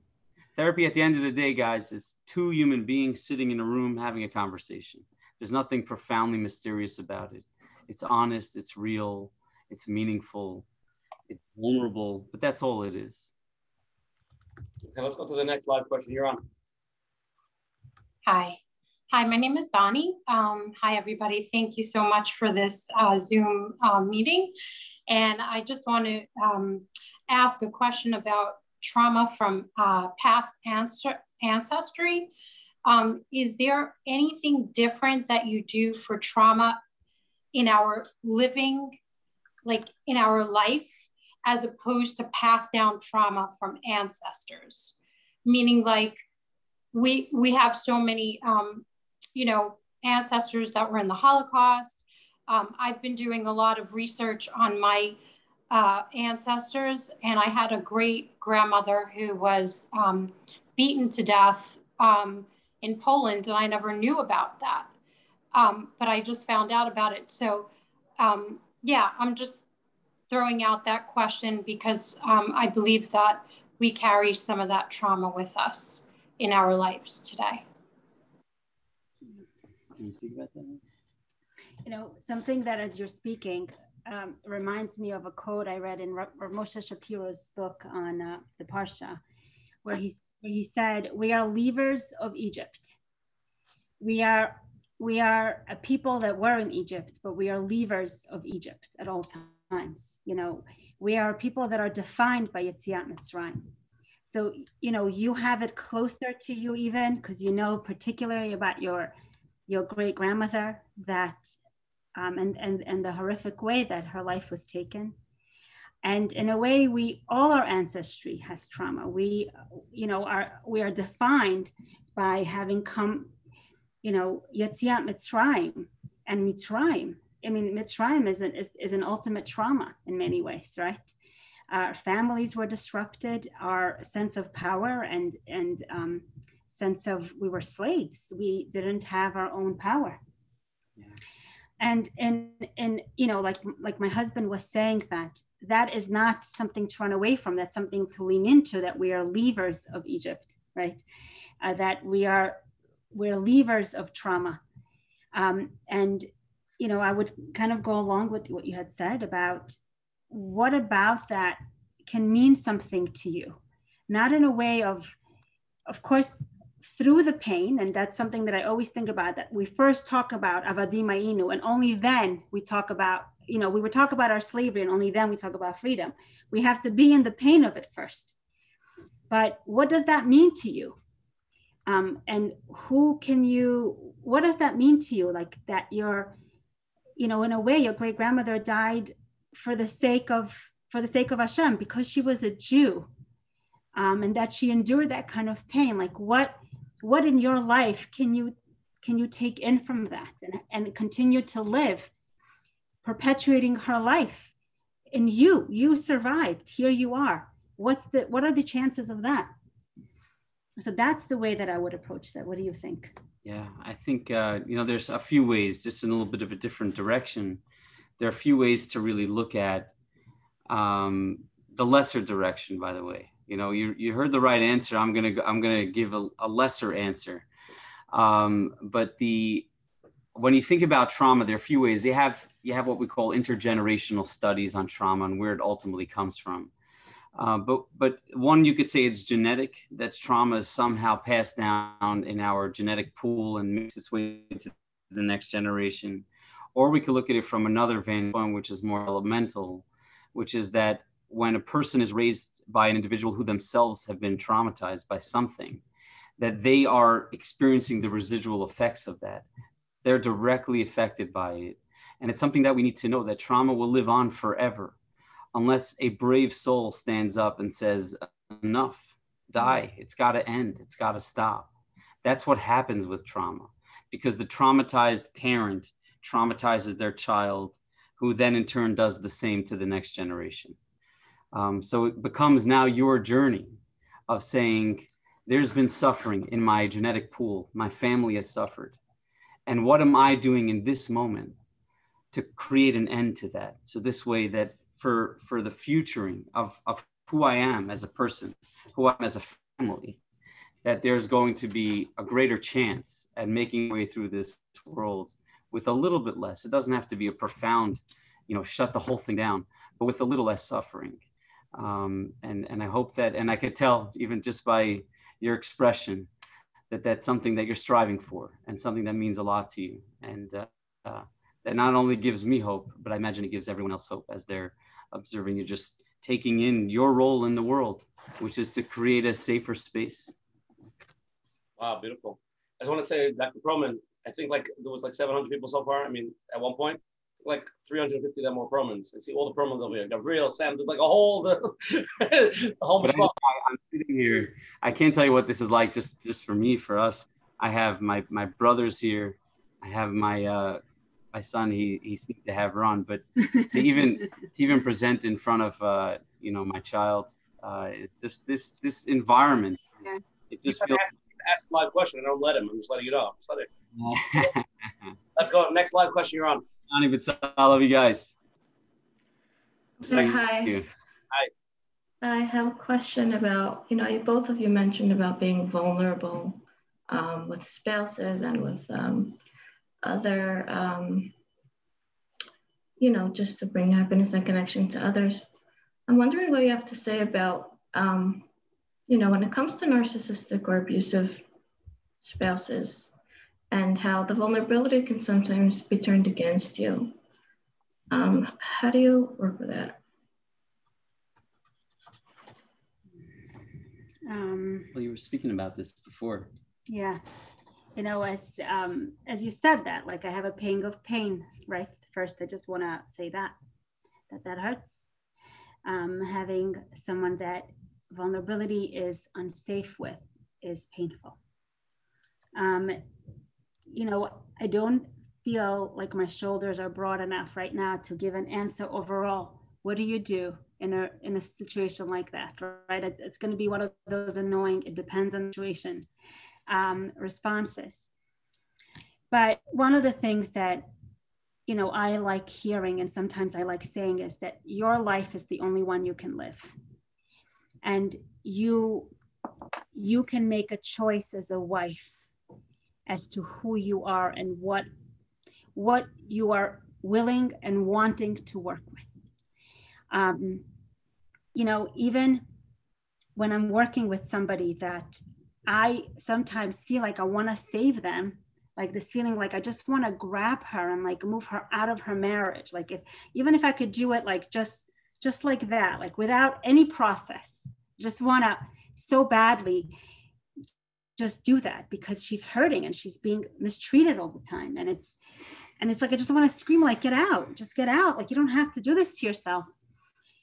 I know that, I have different processes with that. Sometimes I allow myself to say that at some point, if I have a relationship enough with the person, but I know that ultimately she needs to feel empowered in whatever decision she makes, because even me, quote unquote, saving her is even me doing something good for her, so to speak, right? Maybe.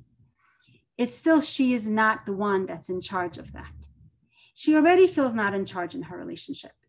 Ultimately, what my goal is and what I daven for is that she gets to a place where she can make a choice, that she has enough of a self to really make a choice. That's not my choice to make, but it's my mission. What I try to do is to help her have a choice, and then to make one.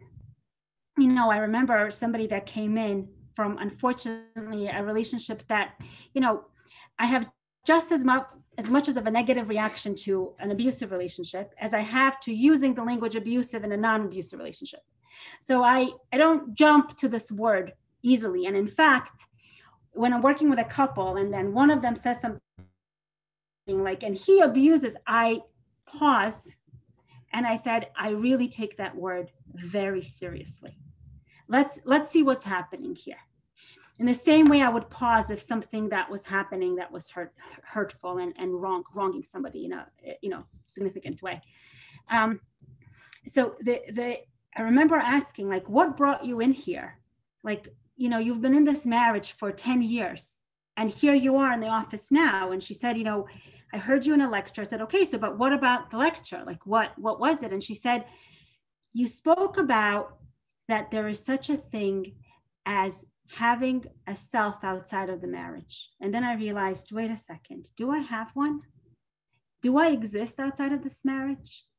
So a lot of times my goal in a relationship like that is to help the woman find that self outside of the marriage first, and that for that self to make a decision from that place of power, whether or not she wants to be in such a relationship.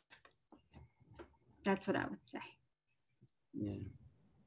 But there are people who are abusive, and it's something we need to know. Yes. And I don't think there's anything more painful than trying as hard as you can while in an abusive relationship to make it work. Yes. Because you've completely erased yourself as a human being to try to make something work with right intentions. with a sense of failure, and that's got a profound amount of pain because it erases self, and it also erases the hope that maybe I could do this again. Yes. And my only hope is that we take a fresh look at it and say, this was a really terrible situation, and listen to the lectures that people were giving on divorce and trying to recreate something where doesn't have to remain the narrative for the rest of one's life. It happens. People end up in very abusive relationships, and thankfully, many of them later end up in relationships that are anything but that. Yes. But being vulnerable with someone who's abusive is a profound amount of pain. Go to the next live question. Okay, you're on. Is that me? Yeah, that's you. Okay, fine. Hi, so I'm actually in Shidduchim for a while now. And so I was Baruch Hashem Zeicha to recently have a Rebbe that also like put me in the place, and I myself worked a bit on like sort of like setting myself back and understanding what's going within myself, sort of like what you were talking about, being quiet and like allowing my emotions to just exist and like understand my emotions. And so I have two questions. The first one is that there is, from doing that, there's a lot of things that came up that I realized that I can work on. So my question is there ever a point of when like I can stop sort of like working on those things and getting back to I would consider like my regular day-to-day life? Or like, do I just go on, quote unquote, forever? Or how long do I go on to work for and work on these so many things that come up, like very small detailed things that I can work on? That's on the first question. Meaning, if I do go on, then how long do I go on for? And the second question is that there is something that I did realize that might have came from a trauma when I was younger. And in the logical sense, I don't see how a girl that I would be dating, especially at my age and stage, would like, let alone appreciate it, maybe even like wrap their head around it and like go for it. But it's something that I feel is important and that I want and that I appreciate. And only because I think I came to the stage that I realized that it might have come with some trauma or something hard, that proves that I really want it. The fact that I'm still like going for it, even though I went through all of this trauma associated with it. So how do I put these two things together? The fact that I want it, I don't think that somebody else will sort of appreciate it. Like, how do I work those two things out? Right. Well, I'm actually pretty passionate about your first question. And number one, I think it's awesome that you're just working on yourself. It's very clear that you're just in a space where I want to work this out. I want to gain some clarity about my life, and it's an inspiration to all of us. There's this notion that's sort of become popular in the past 10 years or so within our profession that you need to like shut down your life, resolve your trauma, and then continue with your life at a certain point. And I just want to express that I don't believe that's how it works. Like, we're a work in progress at all times. I sometimes envision a life where I don't feel like I'm in progress anymore, or process. And it's pretty boring when you think about it. Like, you have those moments of like, what would this look like if everything sort of gets resolved? And it's Akiva, can I pause you for a second? Yes. Sorry, I'm sorry to do this, but I think this would tie in very well. Trauma ever be cured? Cured to me represents something that it no longer exists. That's a cure. Like when you cure cancer, cancer no longer exists within the person, as if it, not to say it didn't happen. Trauma shapes us. Trauma becomes us. It integrates into who we are. Now, we either integrate it in a way that is functional and deepens our life, or we sort of somehow survive it and try to push it behind us, as if it never really existed. So if we're looking at the term cure through the lens of like, it's no longer a part of my life, to me, I find that's traumatic and tragic when your trauma is something that no longer is a part of your life. Trauma shapes us. It's a part of us. It's who we are, the good, the bad, the ugly. And for whatever reason, it was something that was supposed to happen to us. So when we talk about curing as if it's no longer a part of our existence, to me, I find that to be quite tragic. It is the inspiring people that I encounter are those who are willing to understand that they went through life like many other people, and they found a way to grow from it, and they found a way to utilize it in a positive way. And just, I hope that answers that question. I'd love to hear what you have to say on that. But I did want to just get back to that first question, that this is a journey. You're in, like, this is not a sprint. There's no such thing as like, and I hear this a lot now because it's become a part of like our general jargon, our pop psychology jargon of like, you know, I'm going to go away for a month. I'm going to go do an intensive rehab program, and then it's going to be gone. I'm just going to continue on with my life. And that is the farthest thing from the truth from anyone who's sat with people and spent time with people who are journeying in this type of way. It's something that will forever be remembered and forever be a part of one's life, period. And you have two choices. You either choose to accept that or you choose to reject it. And rejecting it just means you now need to develop a whole sense of defenses against the pain that emerges. And accepting it is, this is a part of my humanity. This is something I'm going to have to learn to live with and be okay with. And obviously we want to get rid of the charge. We want to get rid of the destructive nature that comes along with it. But the fact that we've suffered in our lives is just entry into the club of humanity. Like we saw with the poll, you know, we're all in that club. And we need to find a way on some level to celebrate it without it destroying us. That's my thought on that first question. It's something that comes up all the time, this whole idea of let me just shed trauma. And I keep like wanting to say, yes, celebrate the parts of it that have enhanced your life and find a way to manage the parts that have really been harmful to you, as opposed to shedding.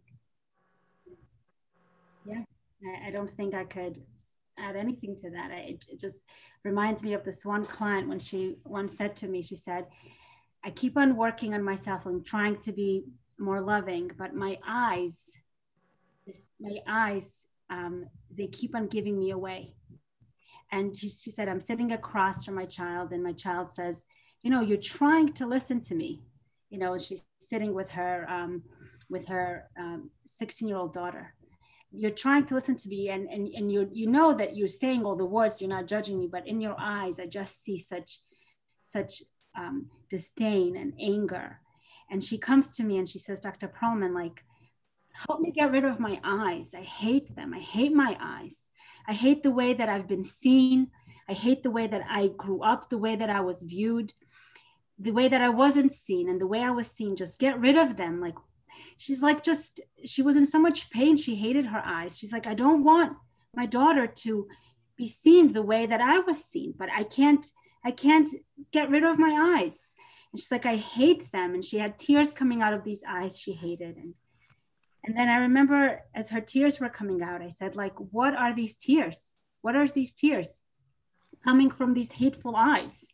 You know, from these horrible, hateful eyes. And she's like, these are the tears of pain, of seeing my daughter there who is in pain.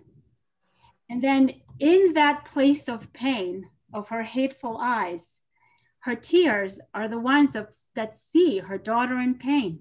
Because her eyes have been so hurt, they're tuned in to see her daughter's pain. So the same eyes that haven't been seen can now see even better. And she comes in the next session and she says, my eyes can love more than they can hate. And in fact, her eyes can love even more because they used to hate. So I think that's part of what you're saying is, if we're looking for a cure, we're missing the power. I want to jump on this question since we just dealt with a few of these topics. I'm currently in Shidduchim and looking for so many things, and I was wondering what you feel from all your years of experience would be some of the most important character traits we should look for in the other person to make sure they are healthy. You know, I remember when I was in seminary, you know, just a few years ago, right? I remember asking this question to Rav Noach Orlowik. I remember thinking, like, there is a gadol in front of me. I don't know if I'll have access to him when I'm actually, more actively in shidduchim. And I just wanted to pick his brain and take from it. And I remember asking something similar to this, when you're in seminary, like all roads lead to eventually asking about shidduchim, right? That's like what happens. And I remember he said a word that really struck me. I knew then that I didn't fully understand it, but there was godless in it. And it was later then paralleled in everything that I had studied. When I was in grad school, I will tell you what the word is very soon. Dr. Goldklank, who was somebody I studied with, she said that pathology is the narrowing of options and health is the widening of options. When you can only do something one way, or there's a lot of rigidity somewhere, that usually means there's a lack of health there. And when you create more options, that means you're widening that space. You can think about it spiritually as growing in your bechira, or however you want to frame it for yourself. The widening of options is usually a sign of health. So the word that Rav Orlowik used is flexibility. And flexibility is a sign of characteristic health. Now, this does not mean hefker, or that she or he doesn't have values, or she doesn't care about anything. Flexibility is it's a characterological quality. It's a midah. It means that I have the space to do things in more than one way. I have space for you. It doesn't have to be a certain way. It doesn't have to be at this hour and this exact kind of way. Because when it's like that, then how much space do I have for the other? It's a very particular box, and you have to warp yourself to fit into that box. And that could not be right for you. So I would say if I had to pick one character trait, it would be flexibility. What do you think? One part I would focus on, again, my wife is really the one who speaks about married couples and how that works. I just feel lucky to be in a relationship with her. But when you think about the experience of being cared for, to me, it's just an essential quality that I think that when we present ourselves to the world, we're often presenting ourselves as, look at me and look at what I've done and look at what I've accomplished, and how you, the other, is supposed to see me and acknowledge me and honor and respect me. But when you're in a relationship with a person who you feel cared for, that your ideas matter, that your thoughts matter, that your heart matters, to me, that is of the most essential qualities, where doesn't introduce any form of competition. It introduces the sense of partnership, that we're in life together and we care about one another and what we're going through. And especially that a spouse cares about the lived experience of their spouse. And it's not just about what it means to them, but rather how could I fully be present with what it means for the other. That to me is always like of the great symbols of what it means to be in a loving, caring relationship. Let's go one more live question, and then we have one more, and then we'll go to closing. Sorry for keeping you guys so long, but it's you know what it is? It's so powerful. We can do this all night. Okay, you're on. Yes, hi.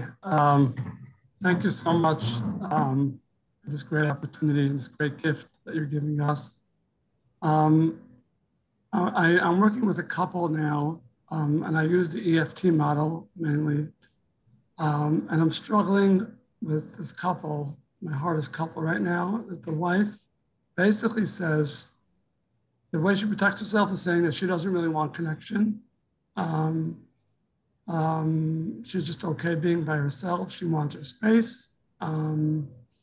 She's also not looking for happiness. She's like the type that just wants to be like brutally real and not happy necessarily. And that's how she's showing up. She's coming to therapy with her husband for her husband's sake, basically.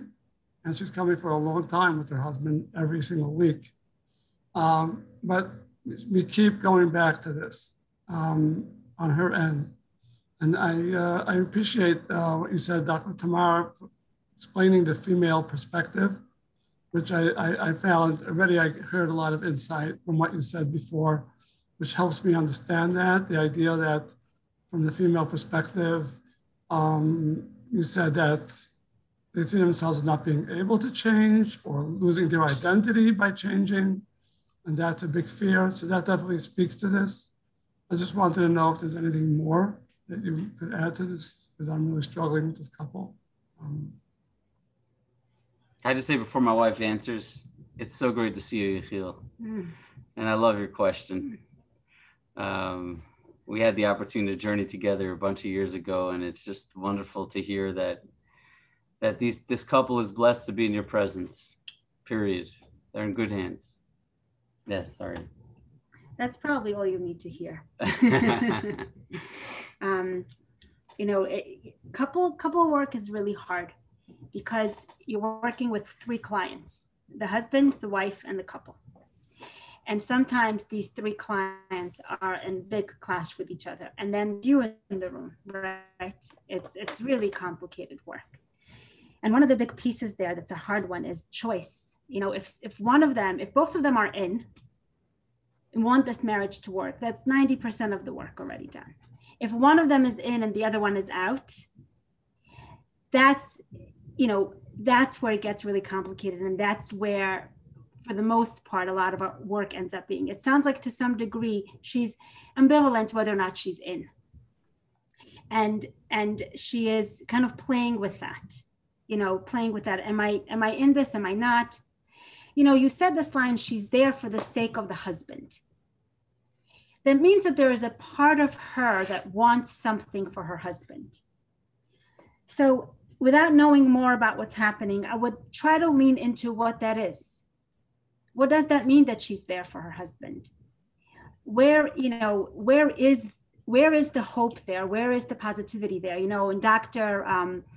the labs with the work in Gottman's work, Dr. Gottman's work, where they would watch couples, for 12 hours from 9 a.m. to 9 p.m. And at this point, within like 7 minutes, he can identify whether or not a couple will stay married or divorced. And he coined this word, he coined it to, if he sees contempt between the couple, that, 93% or some number like that, they will not stay married. And when I thought about this a bit further, I thought that what's in contempt, it's a lack of hope. It's a hopelessness. It's a giving up. There is no way I can both be happy and stay married at the same time. I find that as a therapist, if you can somehow find a place where there is even an ounce of hope, then you can start building from that. And if you feel hope and they don't, that can also be a place that you can start building with. Hatzlacha Rabba. Amen. Okay, I know it's late, but I think before closing, I just want to throw out this question. I struggle emotionally and tend to have similar struggles with the relationship with Hashem. Why is that, and what can I do to help it? I so deeply respect this question. There was a study that was done by Dr. Pelkowitz and team, Dr. Rosemarin as well, a few years ago, when he was looking at a group of very fractured individuals and how that impacted their relationship with Hashem. These were individuals who grew up within the Frum community. They were our brothers and sisters living in the same type of way that most people in this group are living. And they had earlier experiences in their life of some form of abuse. Most of the participants in this study, if not all, had a history of sexual abuse. And the results of this study were definitive and clear, that basically made the statement that for people who've been violated early on in their life, really seemingly struggle with religiosity later on in their lives. And the question always becomes why and how? I just want to share an idea that has resonated with me and is with me when I sit with clients who are struggling with religiosity and also trauma in their past. There was the Middle Rebbe, who was I believe the second Lubavitcher Rebbe, he shared a beautiful concept, which I think it just resonates, where he said, when you look at the Aseret Adibros, you have the first part, the first tablet is man's relationship with Hashem. Ben Adam l'makom. The second one is Ben Adam l'chavero. For one caveat, there's one exception to that, which is at the bottom of the first tablet. It says that man is supposed to honor his father and mother, which when you look at it at first glance, it's man's relationship with man. Parents are people. They're not our relationship with Hashem when you talk about parents. So what is the relevance between our relationship with our parents and our relationship with Hashem? There seems to be that connection. And he gives a profound answer where he says that understanding Hashem in this world, being that we're mortal and we're confined by time and we're bound by many limitations, it's nearly impossible for us as human beings. That's why we call it faith. It's nearly impossible for us to fully jump into the relationship with Hashem without some type of construct to understand what it means to be an all-loving, all-knowing, all-accepting, all-embracing being in the world. And what the Middle Rebbe says is that the closest thing that we have as a metaphor for man's relationship with Hashem is man's relationship with his parents. That is the closest thing that we have. That if our parents love us unconditionally, accept us, respect us, see us as individuals, it is much easier for us to look at Hashem, to conceptualize Hashem as being such a character in our lives. And it works the other way as well, unfortunately. That if we're living with fractured attachment, if we're living with this sense of disconnect from this force, this powerful force between our parents and ourselves, then conceptualizing Hashem in a very loving way becomes something that's increasingly challenging. And virtually every patient I've ever sat with who has struggled with relationships with their parents, they likewise suffer with a relationship with Hashem because the two are seemingly interconnected. So when you talk about the relationship between suffering, which unfortunately or unfortunately, however you want to look at it, suffering almost always includes our parents. Whether or not we like it, suffering almost always includes our parents. When you listen to people's stories about pain, one of the harsh realities of sexual abuse is that victims of sexual abuse almost always blame their parents more than the actual perpetrator. And parents respond to that. They're so perplexed by that. How is that possible? I didn't do anything. And then when you hear from the children who've gone through that, they say, you know what? My perpetrator wasn't tasked with protecting me. And you were. That was your job as parents. You were supposed to be the ones to make sure that I was safe and I was okay. And for whatever reason, either you didn't know or whatever it might be, that I was hurt in that particular type of way. So the pain towards one parent, suffering almost always includes parents in the storyline. And if that's the case, it almost always also includes Hashem. So we need to think, and it's one of the things you notice. I work in Williamsburg, part of my week. And you have Williamsburg is primarily made up of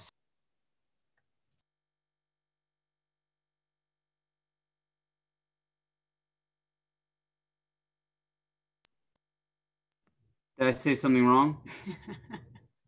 Oh, we're good?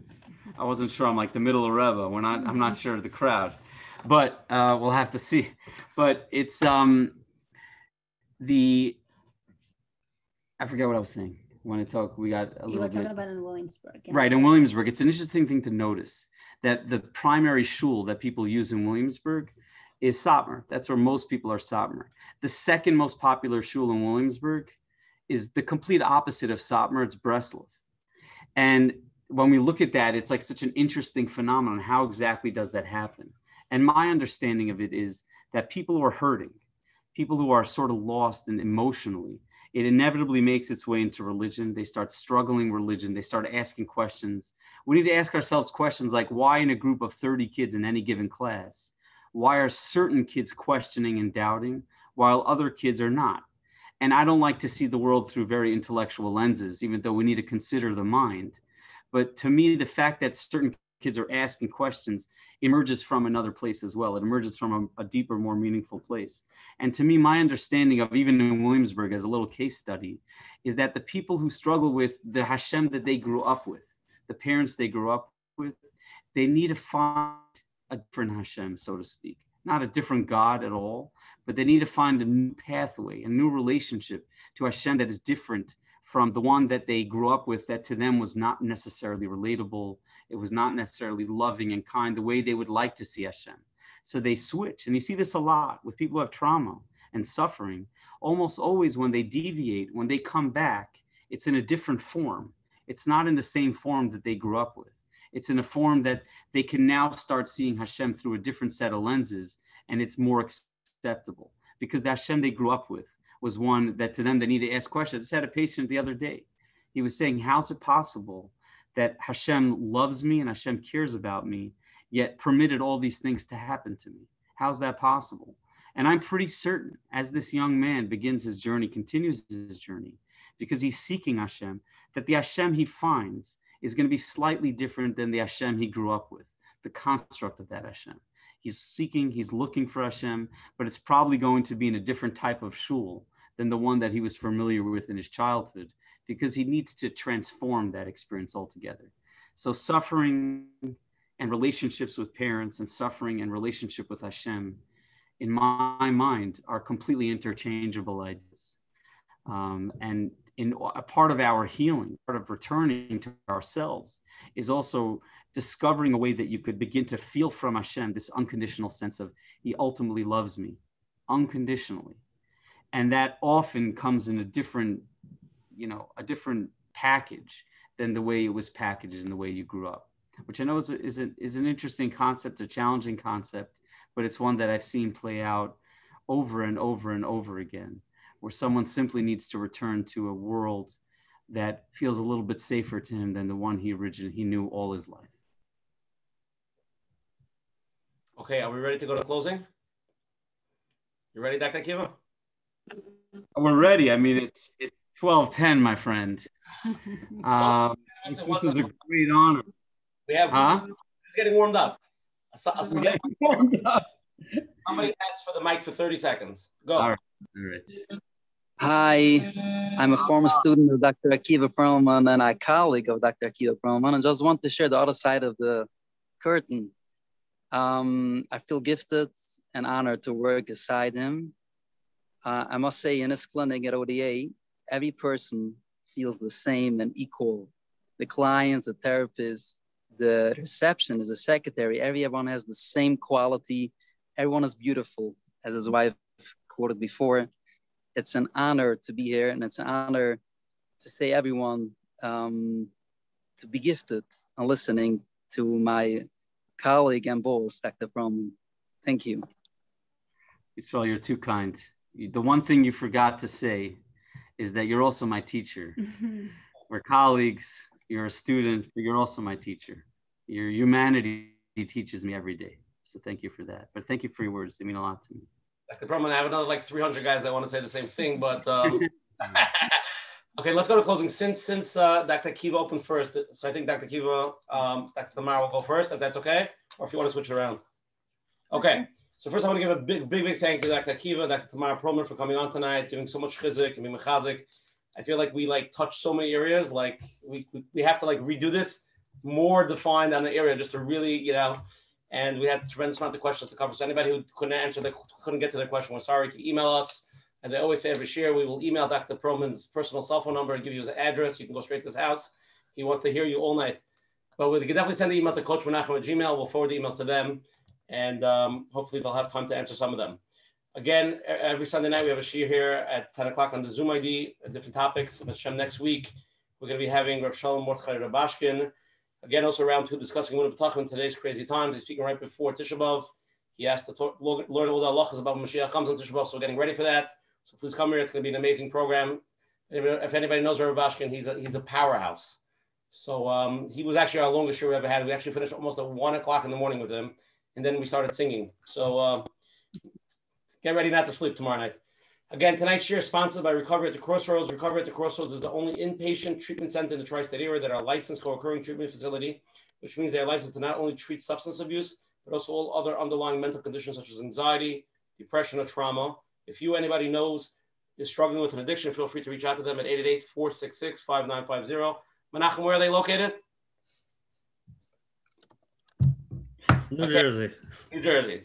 This year is all recorded. It's going to be tomorrow on MenachemBernfeld.com's website. If you have any questions, please email coachmenachem@gmail.com. Tonight's shir is number 62. And if you want to hear it on the phone tomorrow, it'll be on our hotline at 848-777-GROW, GROW. I want to give a thank you to all our advertising sponsors, the Lakewood Scoop, Rabbi and Yanif from Chazak, Chayla Kaplan, Shmuel Salman from JCN. Let's go to closing first. Coach Menachem, closing words. I just want to say thank you for Doctor. I think after all these weeks of listening to different shows of whatever it was, it's very important just to sit here, not reading a book, just listening and being able, hopefully, people to be able to take some steps to some sort of healing. Thank you very much. Thank you, Menachem. Dr. Tamar. It was such an honor to share this with you, to learn with you. And I just want to give you one tidbit that is I get to experience. Sometimes I get to bring in a guest into the room when I'm working with somebody, just one time. And let's say I'm working with this young lady who is, 20 years old, and she's talking about her need of her mother to be able to accept parts of her that are not perfect. And I bring in the mother, and the mother is sitting across from her, and this daughter is taking that risk of vulnerability. And I don't know whether or not it'll go well because I don't know this mother. And this daughter is saying, but Ma, like I can share with you things that I know you will be proud of. But when I tell you something that you don't like, you just walk away. You just shut me down.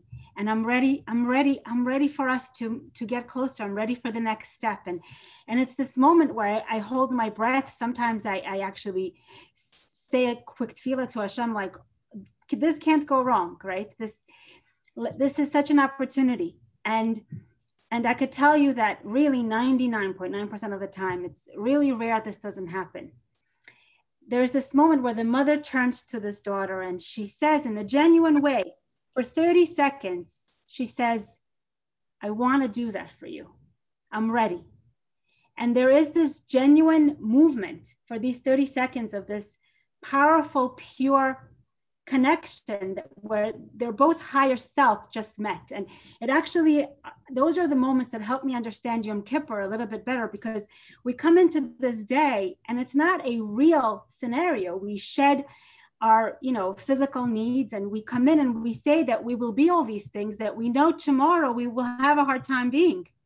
But in that moment, when the mother says, I want to do that for you, she means it. And that moment is true. And that moment is real. And those Yom Kippurs, when we say that, even knowing tomorrow will be hard, they are real. We mean them. They're true. And they end up being what helps us, propels us into that slow movement, into that higher self. So I guess the reason I'm sharing this is to say, to trust that your power is bigger than your brokenness, and that your power is even powerful because of your brokenness. To trust in that self, you have a lot more impact already than you think you have, in a good way. And I just give us a collective bracha that we see our true selves, we see who we're meant to be, and that we see ourselves the way God sees us, and the way that we're meant to see ourselves, and that our happiness and our connection is enhanced through that. Thank you, everyone. Thank you for learning with us. Thank you. Dr. Akivah, the floor is yours. Very, very short. I'm always so, again, not always. This is the second time I'm here, and it's such a humbling experience each time, possibly more so than even the first. I do want to say, and this is not where I wanted my closing remarks to be, but I'd like for them to go into this direction, that I've learned a lot from my clients, and this is how we started. They taught me everything about what it means to attempt to live wholesomely, to attempt to live fearlessly, and look at yourself in the mirror. And it's something that we did a few years ago. We put a mirror in the office, because one thing I've discovered is that people who hurt on a regular basis, they are afraid to see their own reflection. So it's something that I could use sometimes and say, listen, you could turn around and look and tell me what you see. And behind all the tears, behind all of that, is a sense of humanity that begins to emerge, that they could begin at times for the first time to see themselves the way, like my wife was saying, the way that the people of the world that are looking to see them in a positive way will, and certainly the way that Hashem sees us. But truth be told, the people who have taught me the most in this world have really been my children. And I didn't know that, and I'm not doing this to embarrass anyone, God forbid, but I did not know that my son would be on. I have a son who's 18 years old, going to Yeshiva in Eretz Yisrael. And I just want him to know that of all people in the world, him and his siblings have taught me the most about what it means to be human, what it means to be alive and fragile and make mistakes. And I just want to thank him for teaching me what it means to be alive and what it means to be a parent. And you permit me to become a better version of myself. And I hope with Hashem's help, I could permit you to become a better version of yourself as well, even though I love you and you're perfect the way you are. But I just want to thank you for the humanity and humility that you've provided me and your mother with, and the joy of seeing you in this space alongside us is immeasurable. So those are my final words. Beautiful. Thank you, Dr. Perlman and Dr. Perlman. Tonight was off the charts. Thank you very much. Good night, everybody. We'll see you next Sunday, same time.